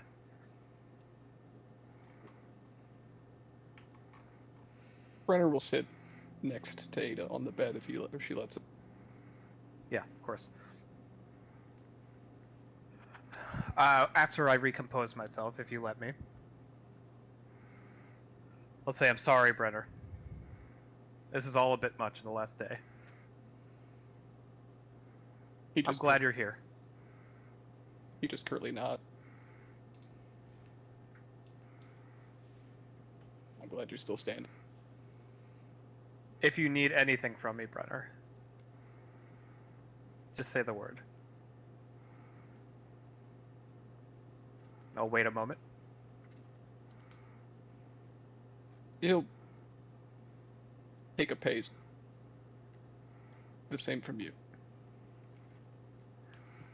I'll brush my cloak off and get up, stand up a little bit stiff, and slowly make my way out the door.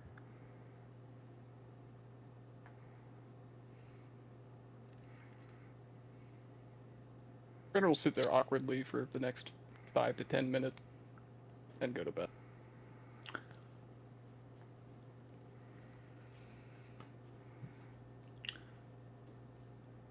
Taldred Totten. Yes. I have a funny premonition that you would have been the first to sleep. Absolutely. And, if I recall correctly, you dream, and you believe in this. Okay. I feel like clerics would be the most vulnerable to dreams of meaning.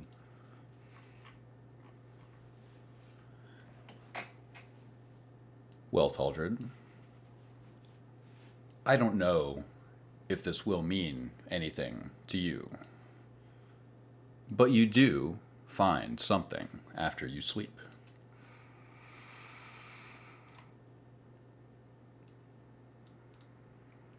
You find yourself in a field. It is raining, Taldred. You are at a prison camp on the side of the road in Valker's Roar, Cormyr. This is no dream. It is a memory. But this time, you find yourself on the other side of the bars. There are 6 figures inside of a black iron cage, about 15 feet by 15 feet. In addition to that, there are 2 supine figures on the ground. The smell of the scene reminds you that one of those supine figures is unmoving. The 6 interest you more, thankfully. You wish you could recall all of their names and faces, but it's okay, Taldred. It's only a dream. Can't you forgive yourself for forgetting? No.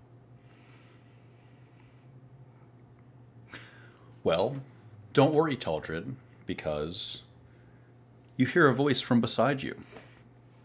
I can't forgive you either. Taldred, you've forgotten me too, haven't you? You searched my body. You helped them take my mace. You ate my rations. What's my name, Taldred Talton?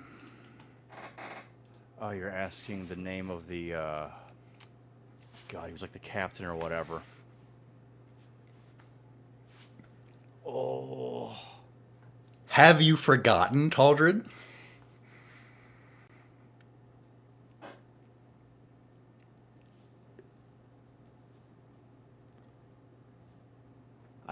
I'm gonna have to say, yeah, I forgot. Edmeron. Yeah, okay, I definitely forgot then. Taldred. Would it be worse to be remembered as a villain? Or to be forgotten entirely? To be forgotten entirely.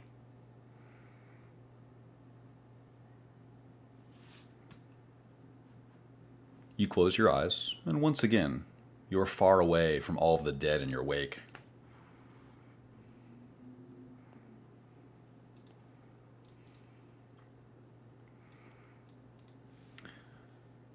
With the next person that found a bedroom, and it is thus that they could reasonably the next person to fall asleep, was Euros or Brenner. And I think Brenner was disturbed. So I think Euros. And Euros, you did not dream, I believe. Is that right? Not really. Euros, I am so sorry. But you do.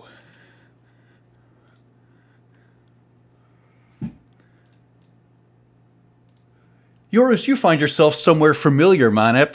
You dare to dream of a real place and real people. But this is no memory. There is a table around you, full of hardened soldiers from the Flaming Fist, but you can only focus on a single one that seems to matter. It is such in a dream. By his insignia, he is a blaze, the equivalent of a major in most terrestrial armies. He looks at you and says with a grim voice, "There's an outlaw operating in this area. He has a band of brigands behind him. The Fist stands for order. These men must be put down like errant hounds.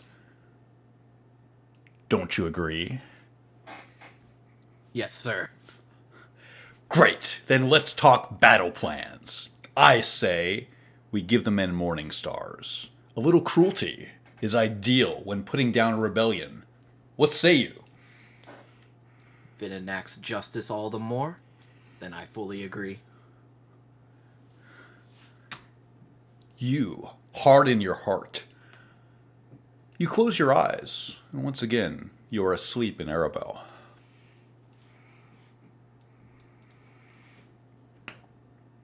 Brenner Oswick, briefly interrupted. Hello.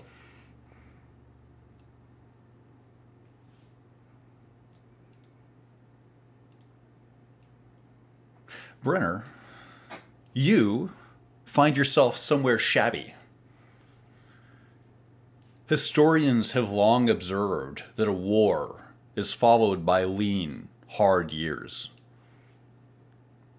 After 10 years of fighting the spell plague, a war against ourselves, really, what will the hard years after that look like?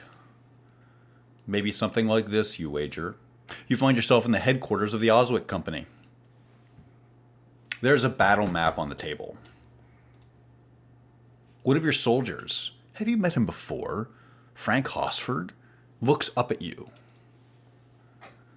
The tyrants have made camp here and here. They continue to menace the locals, and we suspect that they will threaten us soon. It is time to act. Agree. Lord Oswick, Iron Mane, me, and all the men here follow your every word. Tell us, how will we strike at them? At dawn. Like always. You will strike at them at the next dawn. You close your eyes, and once again you are asleep in Arabel.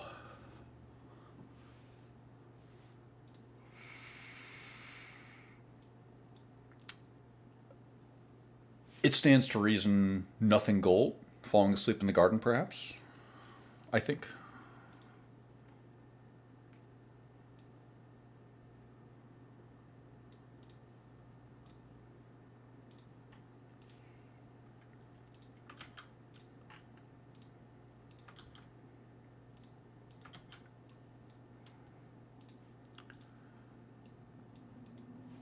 You, nothing gold, look at your companions. Go on.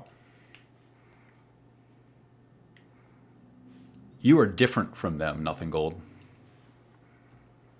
You experience time in a way that they never will. For what a human or an elf may call untold millennia, you stood. unmoving except for your blossoms and leaves. Several wanderers on the trail merely regarded you as a branch, which was not entirely incorrect. But you did not stay there forever. Mortals fascinate you. It was thus that even your form grew to resemble theirs. Many people choose to manipulate their aesthetic according to their standards of beauty, but a dryad can take that a bit further. You can be what you please, and it was thus that you did. You find yourself at a dead drop location that you set yourself. There is a lit torch here. A traveler may take it for mere illumination, but you know that this torch means that there is a message waiting for you.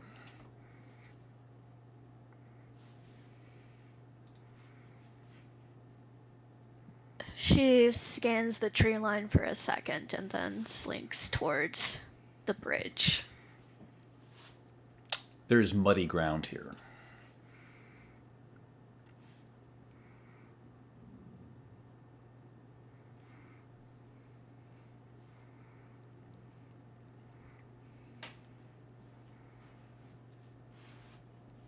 Just a moment, it looks like.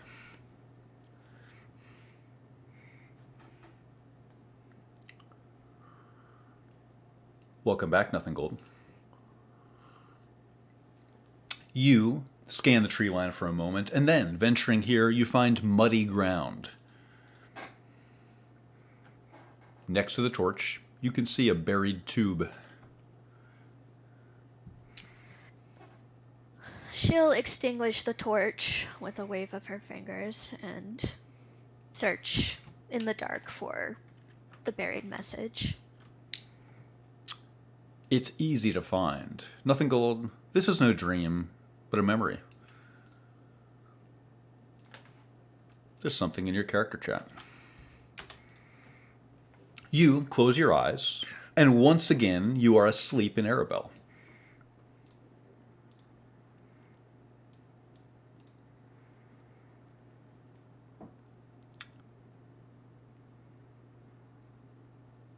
Gastmere.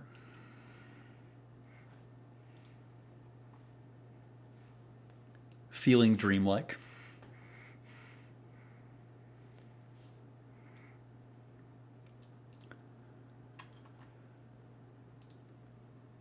Taurus.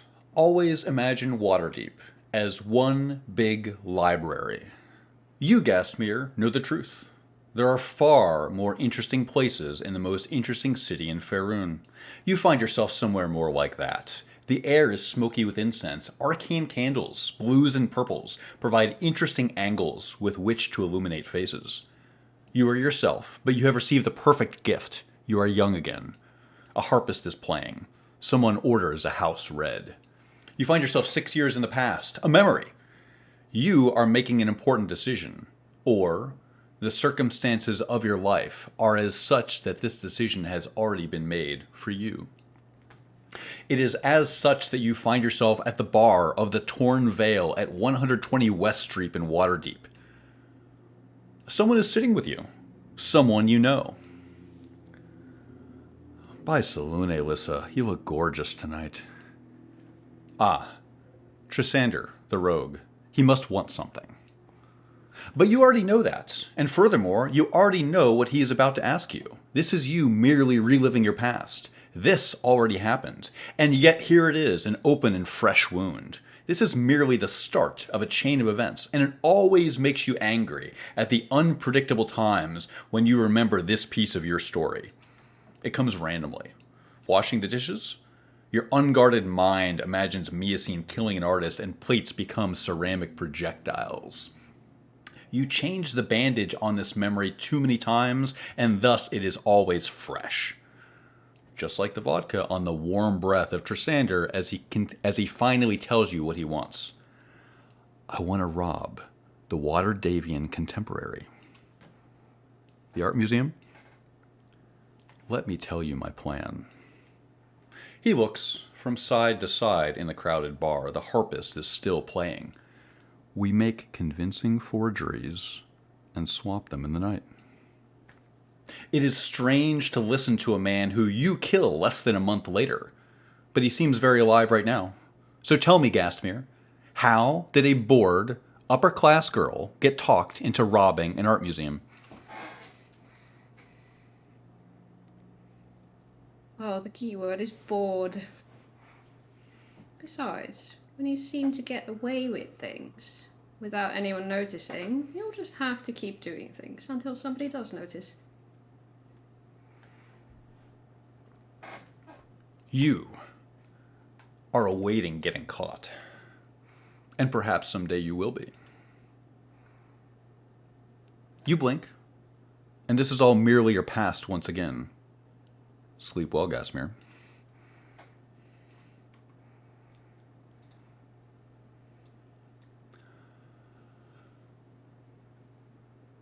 Ada. Think you're able to find sleep?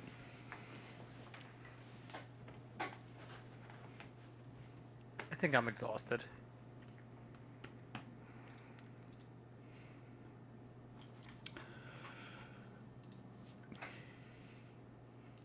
Ada. You dare to sleep. You know that you will have some dreadful dream. Something about the bottom of the mine. Or tendrils growing through your soul. A swallowing abyss. Something black.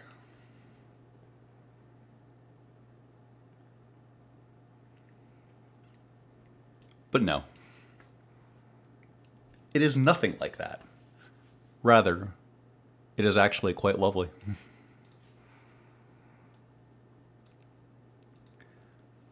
You find yourself somewhere pleasant yet cramped.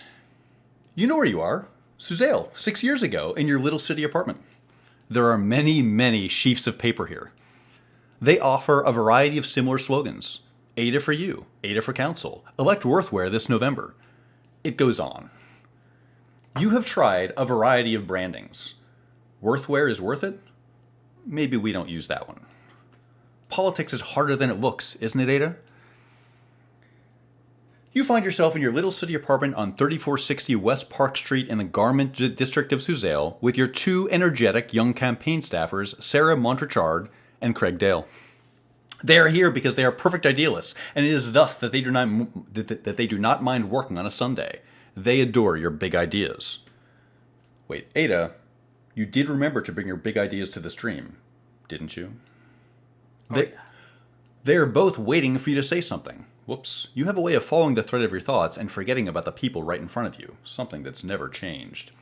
You regard these companions of yours, both are journalism students at the local city college.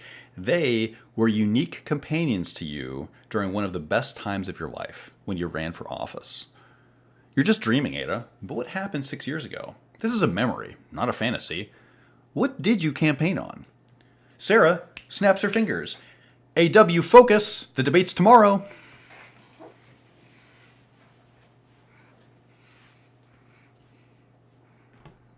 AW, do you want to run through it again?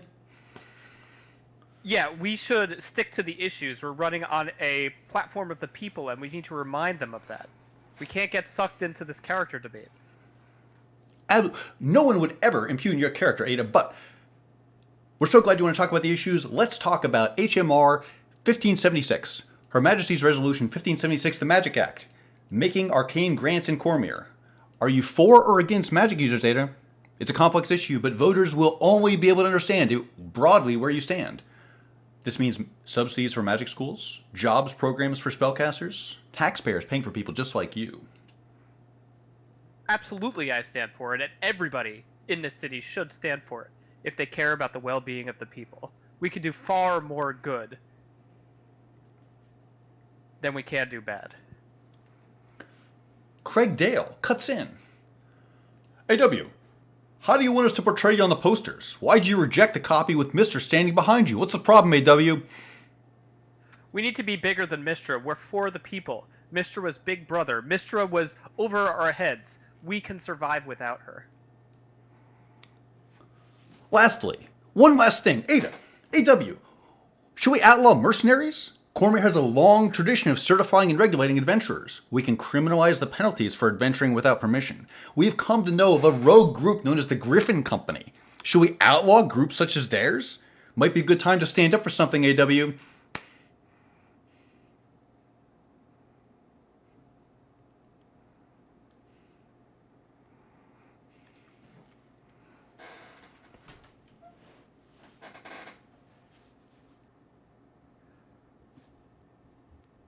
What is their stance on magic users? If we could draw them to our camp, maybe we could gain some power.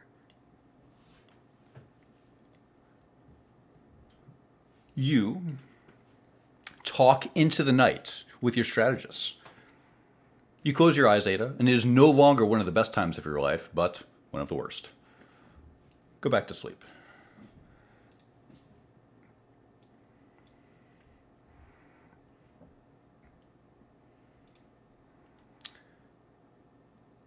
It is thus that you sleep through the night. Nothing gold. You've been abstracted into the garden. And would it be reasonable for you to maybe descend the stairs in the morning to reconvene with one's companions? Yes. Wonderful. It is as First crack of dawn. it is such that you find each other on what threatens to be a significant morning. Good morning.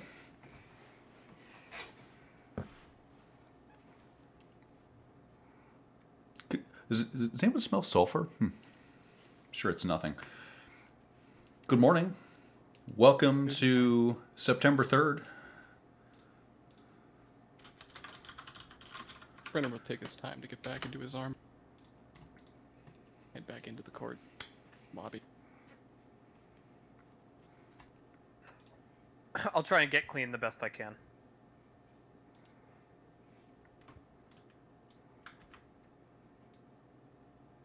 Where's Yoros? Yoros, get up! Let's go! One sec. Just groggily roll out of bed, grab my things, and just kind of stumble out the door. Morning. Morning. Here's the dagger. We did not get anything better.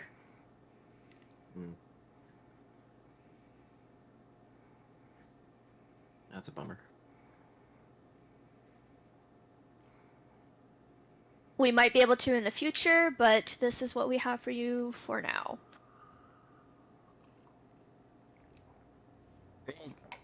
At least in the good news. We were woken by a war courier. What is that? I asked for one. Scouts. On the army. We're supposed to fight today. If they came early, we would be sent message. Pretty quiet morning.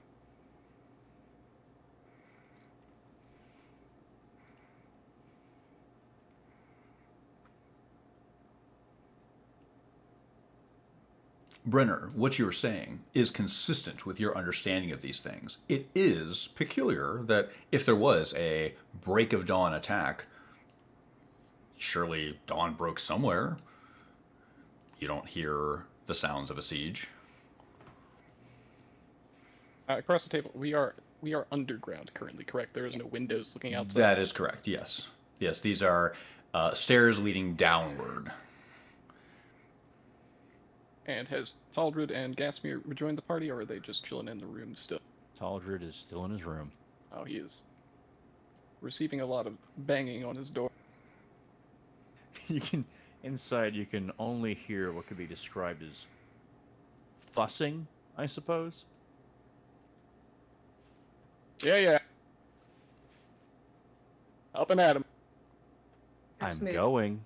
did join the others, I think.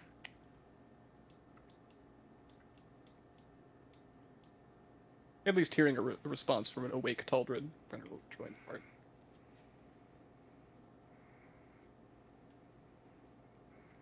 So no word, nothing go.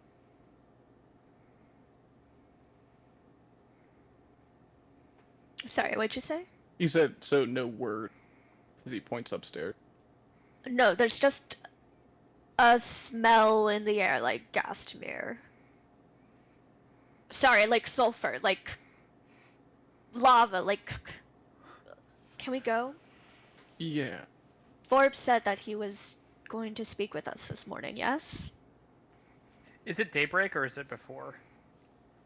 How can you judge underground? There are no windows. Correct. Okay. Hopefully he speaks to us about breakfast.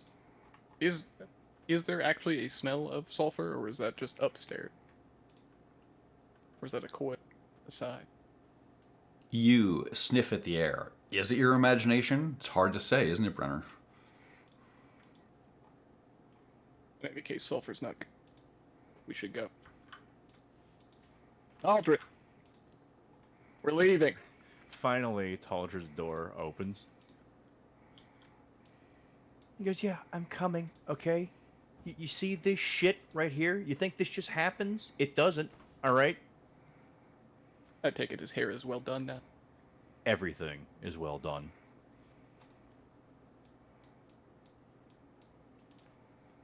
If there is to be an attack, you might be covered in blood quite soon. Try to see that's not the case. Spreader is making his way towards the staircase upstairs. Taldridge said, I might die today, alright? If I do, I'm leaving one hell of a corpse. Let's try not to. I think the blood will at least hold your hair in place. I'm gonna stop Taldred before he gets to the door. And say, Taldred, I know it was hopeless trying to save my eye, but thank you so much for yesterday. It meant a lot to me. I'm sorry I couldn't do more. I don't think anybody could have. You did as much as anybody could have. Well, I always do. I'll sigh and walk away.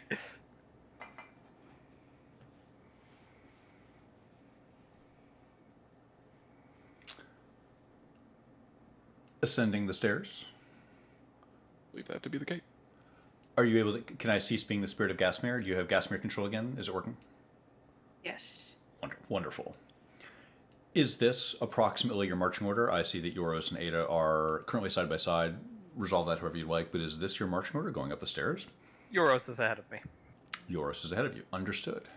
Does anyone modify or not assent to this manner of speaking up the stairs? Sorry, manner of moving up the stairs? I will note that Brenner is not exactly on guard at this position, so yeah, he's fine with it. Everyone's ready. Okay.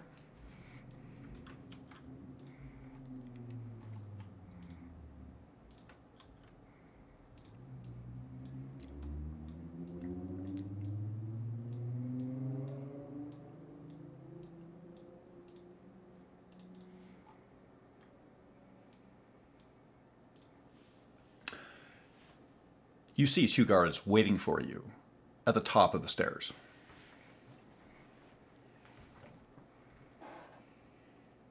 Morning. Is that the same one from yesterday? Brenner will noticeably make eye contact with the other guard and greet him.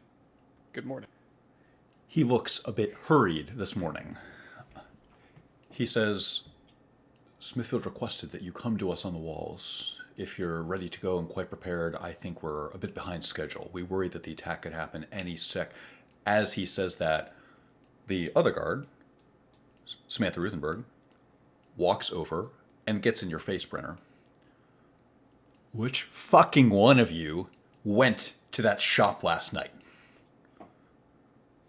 She peeks out from behind Brenner. Which shop? Were you talking to that fuck in the markets? Do you know who sent him here? I'm sorry, which fuck? We talk to a lot of people in the markets. She looks at the other guard. They make eye contact. I just took a bet. We have places to be.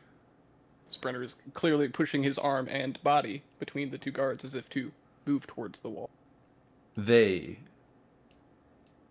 seem to exchange a thought between them and let you pass.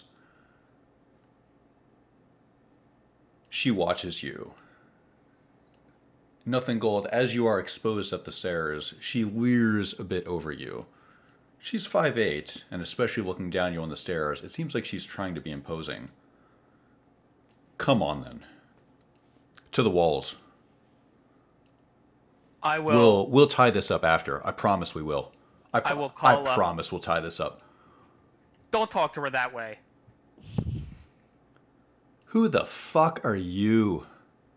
I made a Worthware. Who the fuck are you? Get out of our way and lead us where we're going. The last part I'll do. As I said, we will make right on this.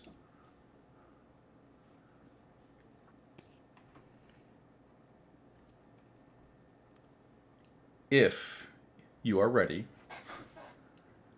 they will take you to the northeast gate, where the Zent attack must be about to occur. Are you ready? Is anyone not ready? Do you have any last minute changes, spells you're going to cast, preparations you make? Ian, you're good? Okay. Brenner's also good.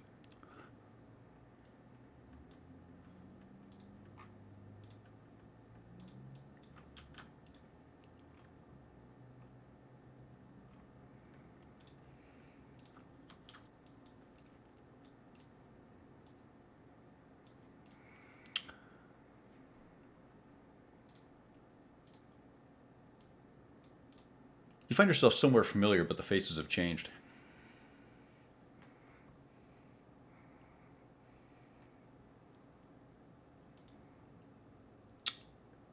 It's daybreak. The sun is rising. It casts long shadows from the tree line to the north.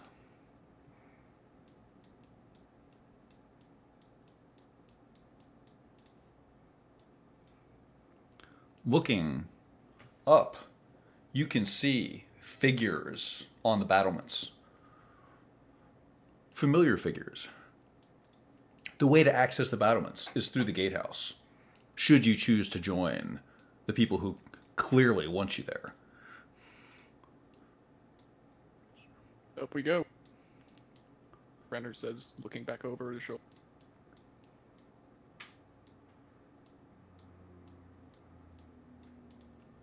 There are ballistas here, pointed north. There are a number of armed guards, but less than you might expect. There's stairs or a ladder to get up here? There are stairs inside the gatehouse. Okay. Sorry, it's not more clearly abstracted.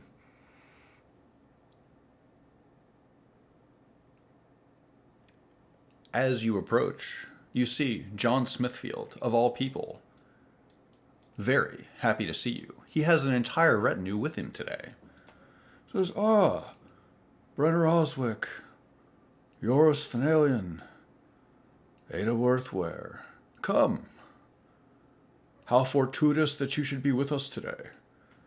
The attack will be soon. I can feel it inside me. Do you have a battle map? He points downward, where they have been scrawling on the dust in the flagstones.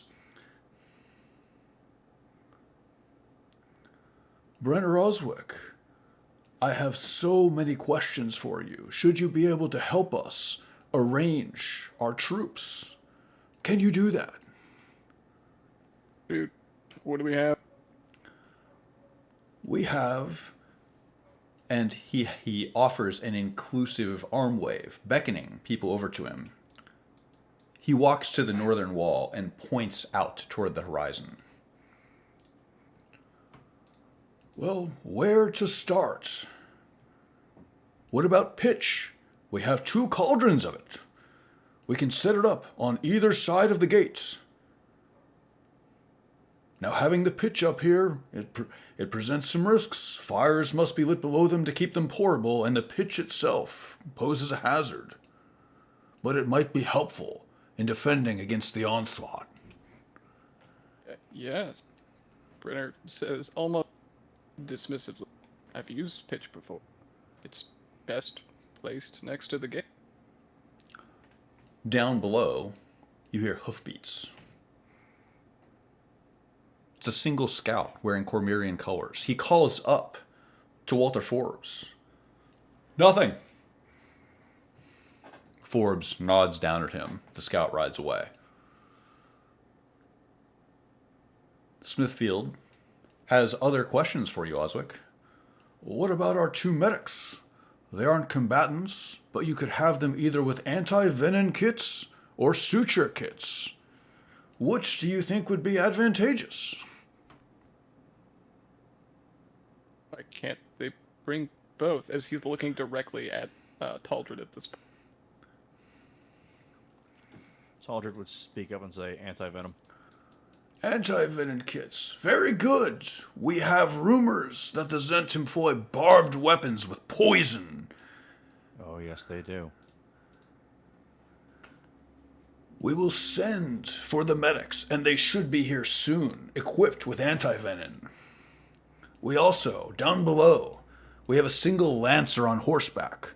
She's a seasoned veteran who fought at a score. We could have her in reserve or out on the field. If she's out on the field, she could react faster to mounted troops, but we may not wish to risk such a skilled soldier in the open. What do you think? Have her with us. As you wish. And Smithfield calls down to her, keeping her here on the inside of the gates. Dawn has broken now. The sun is out over the trees. The scout, the same scout, rides back, coming in from the north, riding up to the gates, calling out to Forbes, nothing, still, clear.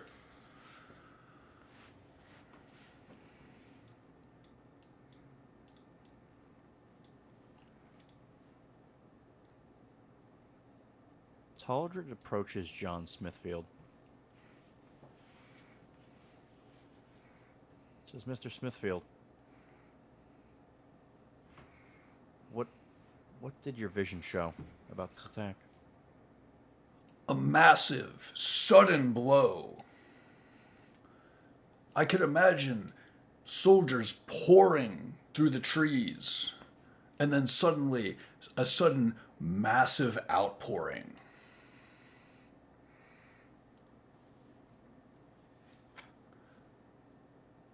But your scouts say there's nothing. Not yet. Perhaps the Zent were delayed by the inclement weather. Do you have any battle mages in your retinue? I want to make sure that we're coordinated and not fighting each other. Absolutely not. We wish that we had more mages in our employ, but all we have are people like yourself, Miss Worthware. You should coordinate within yourself, perhaps. You and any among you that can use magic.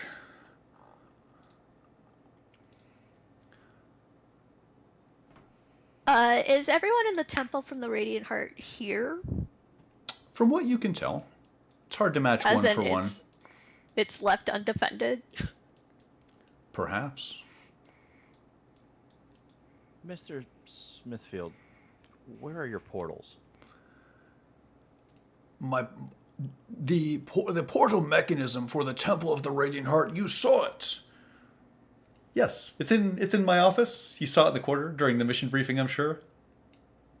It's in Forbes's room? That's right. Yeah. Why is Forbes here? He's our Why tactician. why wouldn't I be here? I'm here to help coordinate things. That's all.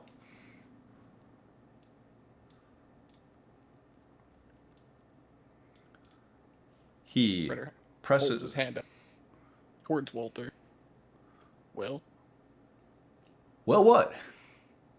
what have you coordinated? As you can see, we have some defenders here. I'm not sure what else you would expect, or what you're attempting to criticize at a time like this. You said some defenders. Does that mean the rest are in good locations? I simply meant, I inferred that he was perhaps insulting the lack of personnel here. If I mistook that, then I apologize. There's just a lot of stress on everybody at the moment. His smile seems weak. I Forbes think is that not a we combatant. should send someone back to the Temple of the Radiant Heart.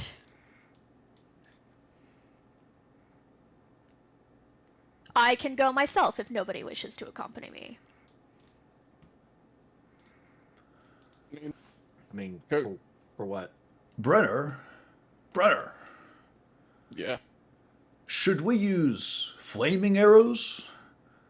There's some risk associated with the arrows themselves, but they may start fires in the brush, which could be good or bad. What do you think? It's dry season. No. We're in the middle of autumn, right? It's September 3rd. You saying it's dry season is correct. It fits your tactical understanding of the situation. I think nothing gold breaks from the group and just starts booking it back towards the temple. Okay. Where are you going? Maybe she's a coward, you don't know. You can't break line. I'll chase after her. What's wrong with her? What's going on? What is this?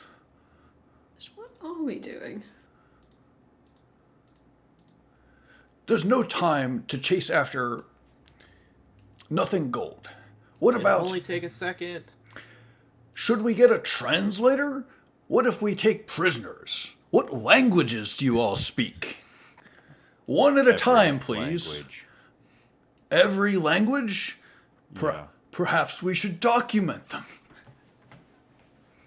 It seems like something we should only concern ourselves with if we do take prisoners.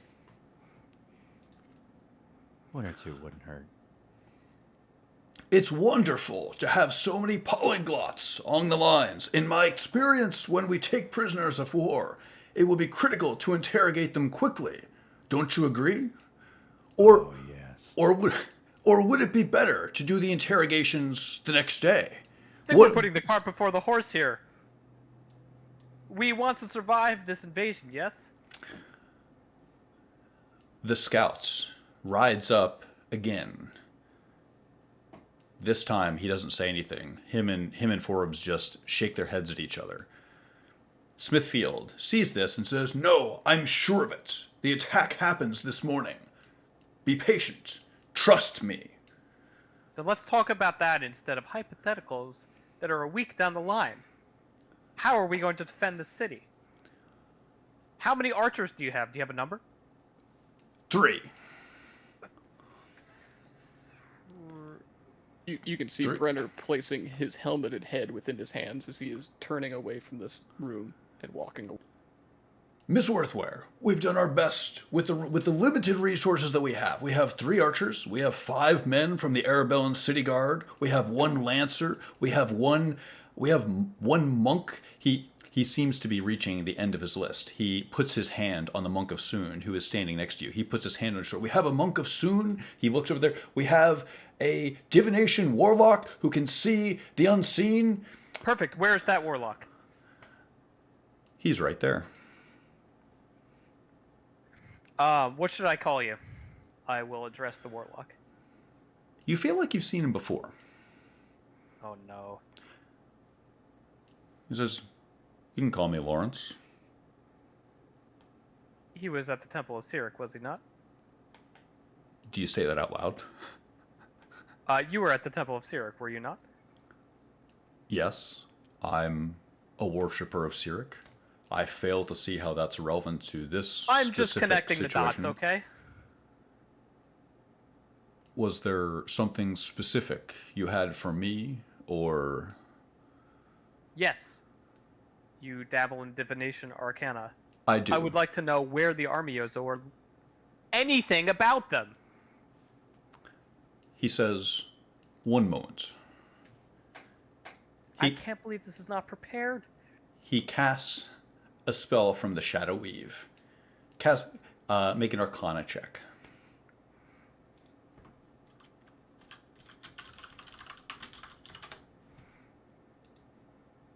$24? He did cast a divination spell. Wonderful. He closes his eyes. He doesn't say anything. Smithfield calls over to you.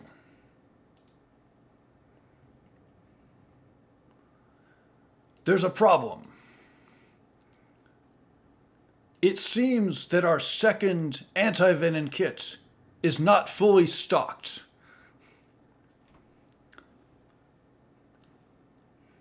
I'll turn to Nothing Gold and say, "You know this guy. Deal with him." She's Oh, wait, not she's there. not She even ran here. away. She ran Our- away with yours. Nothing Gold is gone. Our medic reports that a number of anti-venom poultices are missing, and there are no suction bulbs in the kit. I'm gonna turn to Taldred and say, "Taldred, please deal with this." Should she change to a suture kit or use a partially stocked anti-venom kit? Have her change to a suture kit. As you wish, Mr. Talton. Is this guy... I'd like an insight check. Is this guy losing his fucking marbles? You can roll insight, sure.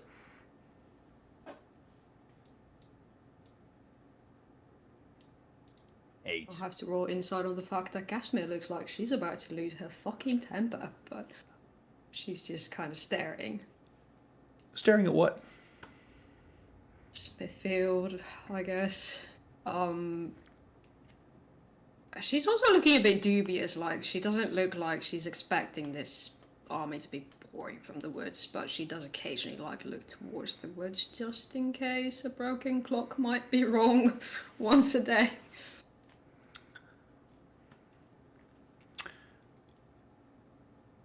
You look to the north and find nothing resembling an army. You see swaying pines and firs. Taldred, you attempt to discern if John Smithfield has lost his mind, and you think, no, perhaps a bit detail-oriented, but you don't get the impression that insanity has gripped this man.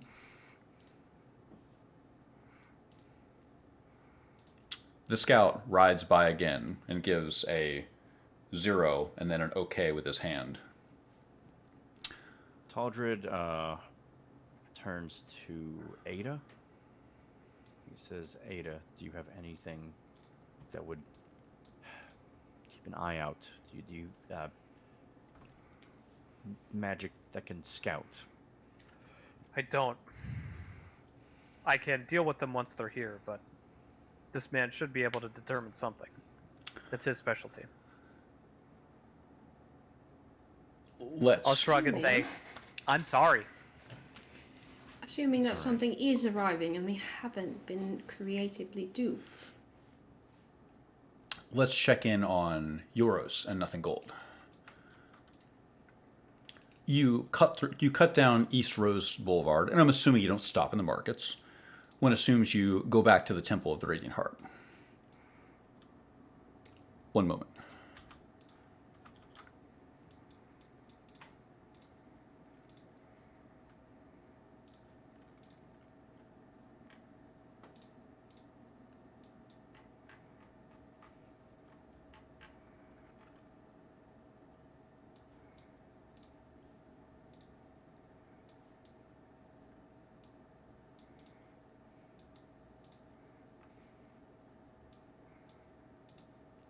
You find yourself at the Temple of the Radiant Heart in Arabel, Cormyr, on September 3rd.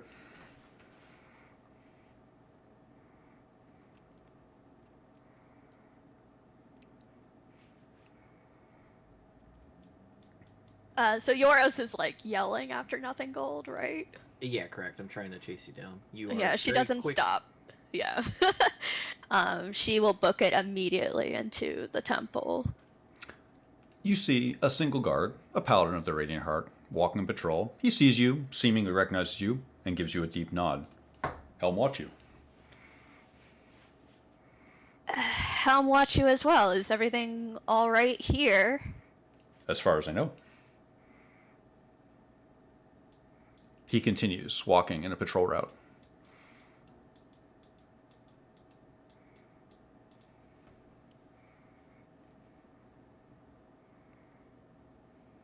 About this time, I'll probably catch up to Nothing Gold, I think so too. as I'm not trying to exert too much energy. She just looks like she's crawling out of her skin. Why are you trying to break line, soldier?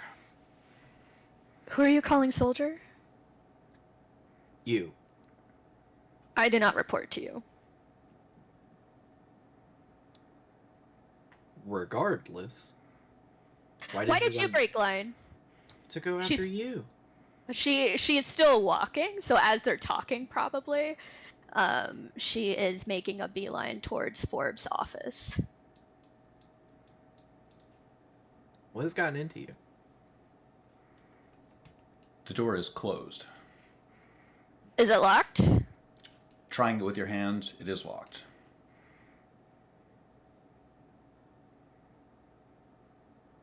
She will.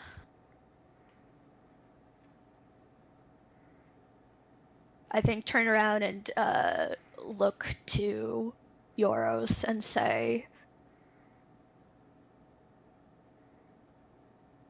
I was not expecting this city to be so undefended.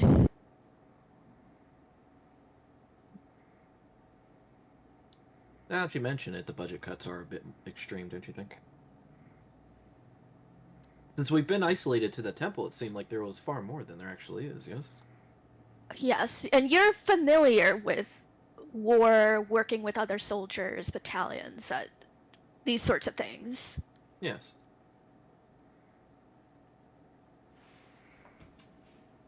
Where are we best positioned? Well, I mean, if you don't know where the enemy is coming from, you generally spread your defenses all around with easy maneuverability to the other positions to reinforce. And yet all of our resources are positioned at the gate through which we traveled these past 3 days. He said some.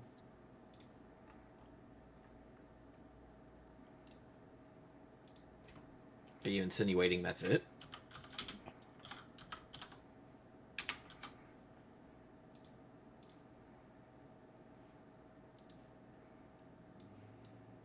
I don't know. I just know that the key to our entire mission is in this office. Can I make I guess a veteran insight check on the situation? Yes, what exactly are you attempting to discern? So I want to discern, well, one, I guess the main thing is walking through the town, what I have noticed an actual, like, proper distribution of guards. Two,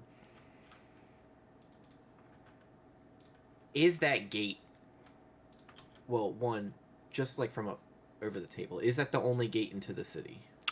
I don't think it is. It is not. There are 3 gates into Arabel: northeast, west, and south. Okay. So then, from that perspective, and just, I guess, slight, familiarity with the city, the other gates could potentially be weaker, or would those have, like, outside vantage points? Like, for example, like, say the western gate, does a hill immediately precede it going into the gate? Would that be a better vantage point for the enemy to go into? Something like that. Basically, could I discern that that is not the gate that could potentially be attacked? Or is there even, like, troops to be placed anywhere to begin with?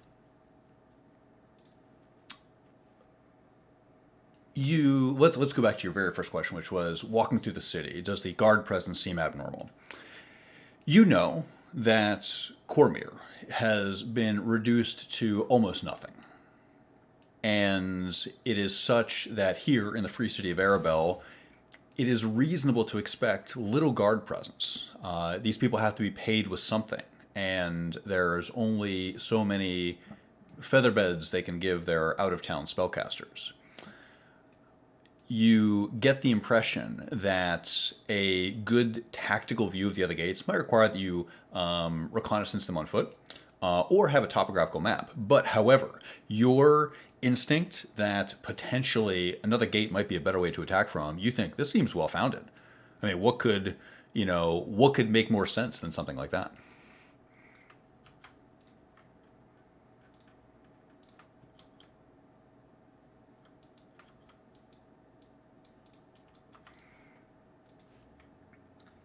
We might have to check the other gates.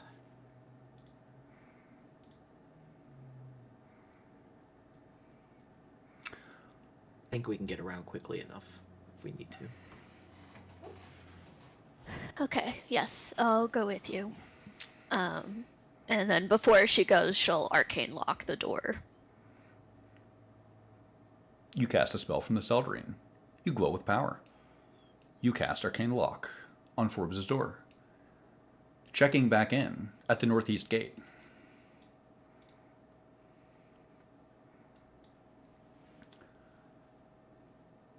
Smithfield turns to you, Taldred, and calls over to you, Brenner. There's a problem with the pitch. We don't know if we're going to be able to get it up the stairs. Back when this pitch was designed as a system, there was an elevator here. It was just a small wooden implement that we could use to lift things from the bottom all the way up to the wall. Brenner at this point is fuming. He is effectively barked out. And then we don't use the pit. As you see it,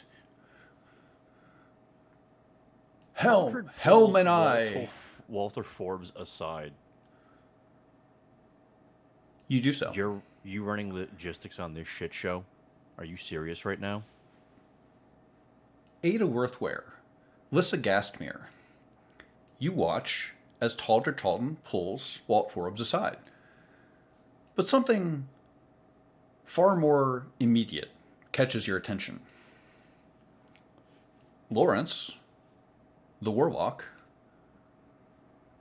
suddenly opens his eyes.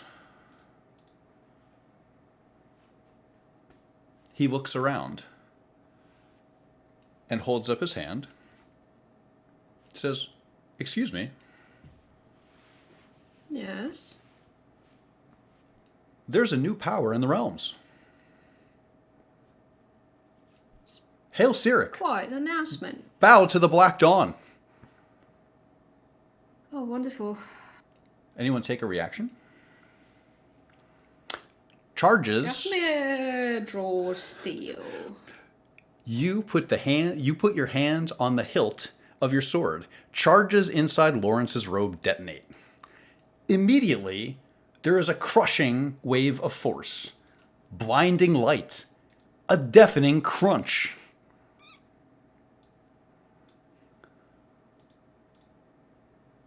Black and red and gray, and then total darkness.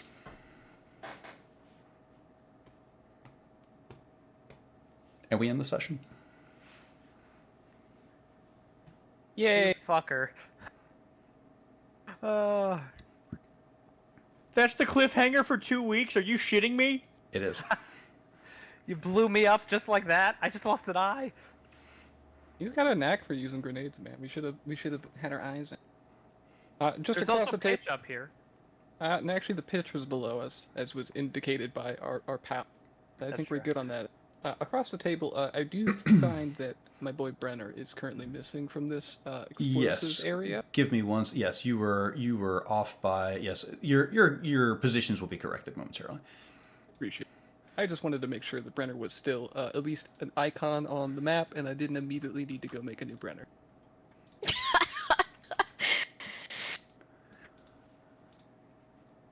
Well, that's we haven't rolled damage or anything yet, so you may still be on the new Brenner train, but we will revisit that soon. That will be in 2 weeks. What happened to nothing golden euros? That's suspicious, isn't it? How suspicious? Isn't that suspicious? Is anyone else? Is anyone else really suspicious of nothing golden euros? I already accused Yoros of being a Cyric follower. Yeah, I mean, they conveniently just avoided the suicide bomber of Cyric. Lady. Not my fault she keeps running off. It's entirely his fault. It could be your fault. We don't know that. Across the table, I'm glad somebody did go check the teleporter, because Brenner is not fucking versed in magic teleportation as a combat strategy. Not his concern. But me as Thalmari, Yeah. very happy someone did. Who knows? The Zentara might be pouring through the very portal we were supposed to use, right? That's what I thought. But then you mentioned the trees, and I was like, I wonder how. Yeah. Out of character, I'm ashamed that Nothing Gold, who talked up Smithfield the most, was the first one to break from him, promising, this attack. We could have made some firewood if you were here. How horrible. Ah, fuck. Well, yeah. Sorry, no D&D next week, but yeah, we'll pick up where we left off in 2 weeks. Cool. Thanks. Hail the Black Dawn. 3 weeks is like... Kind of questionable, right? Yeah, it's probably... I'm here, but I don't want to speak for everybody. I should be here. Oh, I'll be here. Yeah. The 23rd. I think it's more based on Mike's schedule, if anything, right? I plan on being available. TBA. I may have, for example, family staying with me or something like that. But yes, I plan on being available on the 23rd. I really like D&D, so you better believe I'm going to try to make it happen. I'm mad it's over right now. I want to do more things. On the bright side, we might not have to, get into combat with Samantha. She was right there with us with the bomb. Oh, Samantha, no.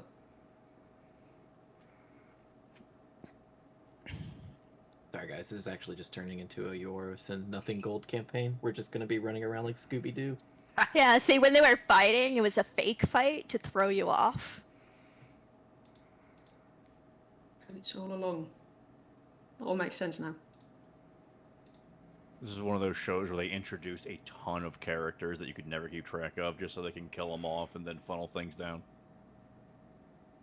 Yeah, basically. It's gonna end up as like some weird cop show. It's like I'm the bad cop, she's the good cop. I'm all rules and litigation. She's like, he couldn't have done it. I'm mentally thinking back to when you said he's casting a divination spell. Careful not to tell me that he was casting a communication and not a seeing spell. Very adept of you to interpret it that way. Yes. How clever you are, David. What a scum.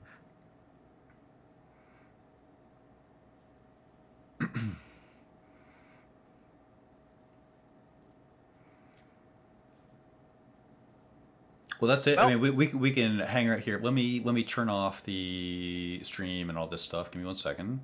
Bye, everybody. If you're on my stream, have a good night. Bye, Brittany.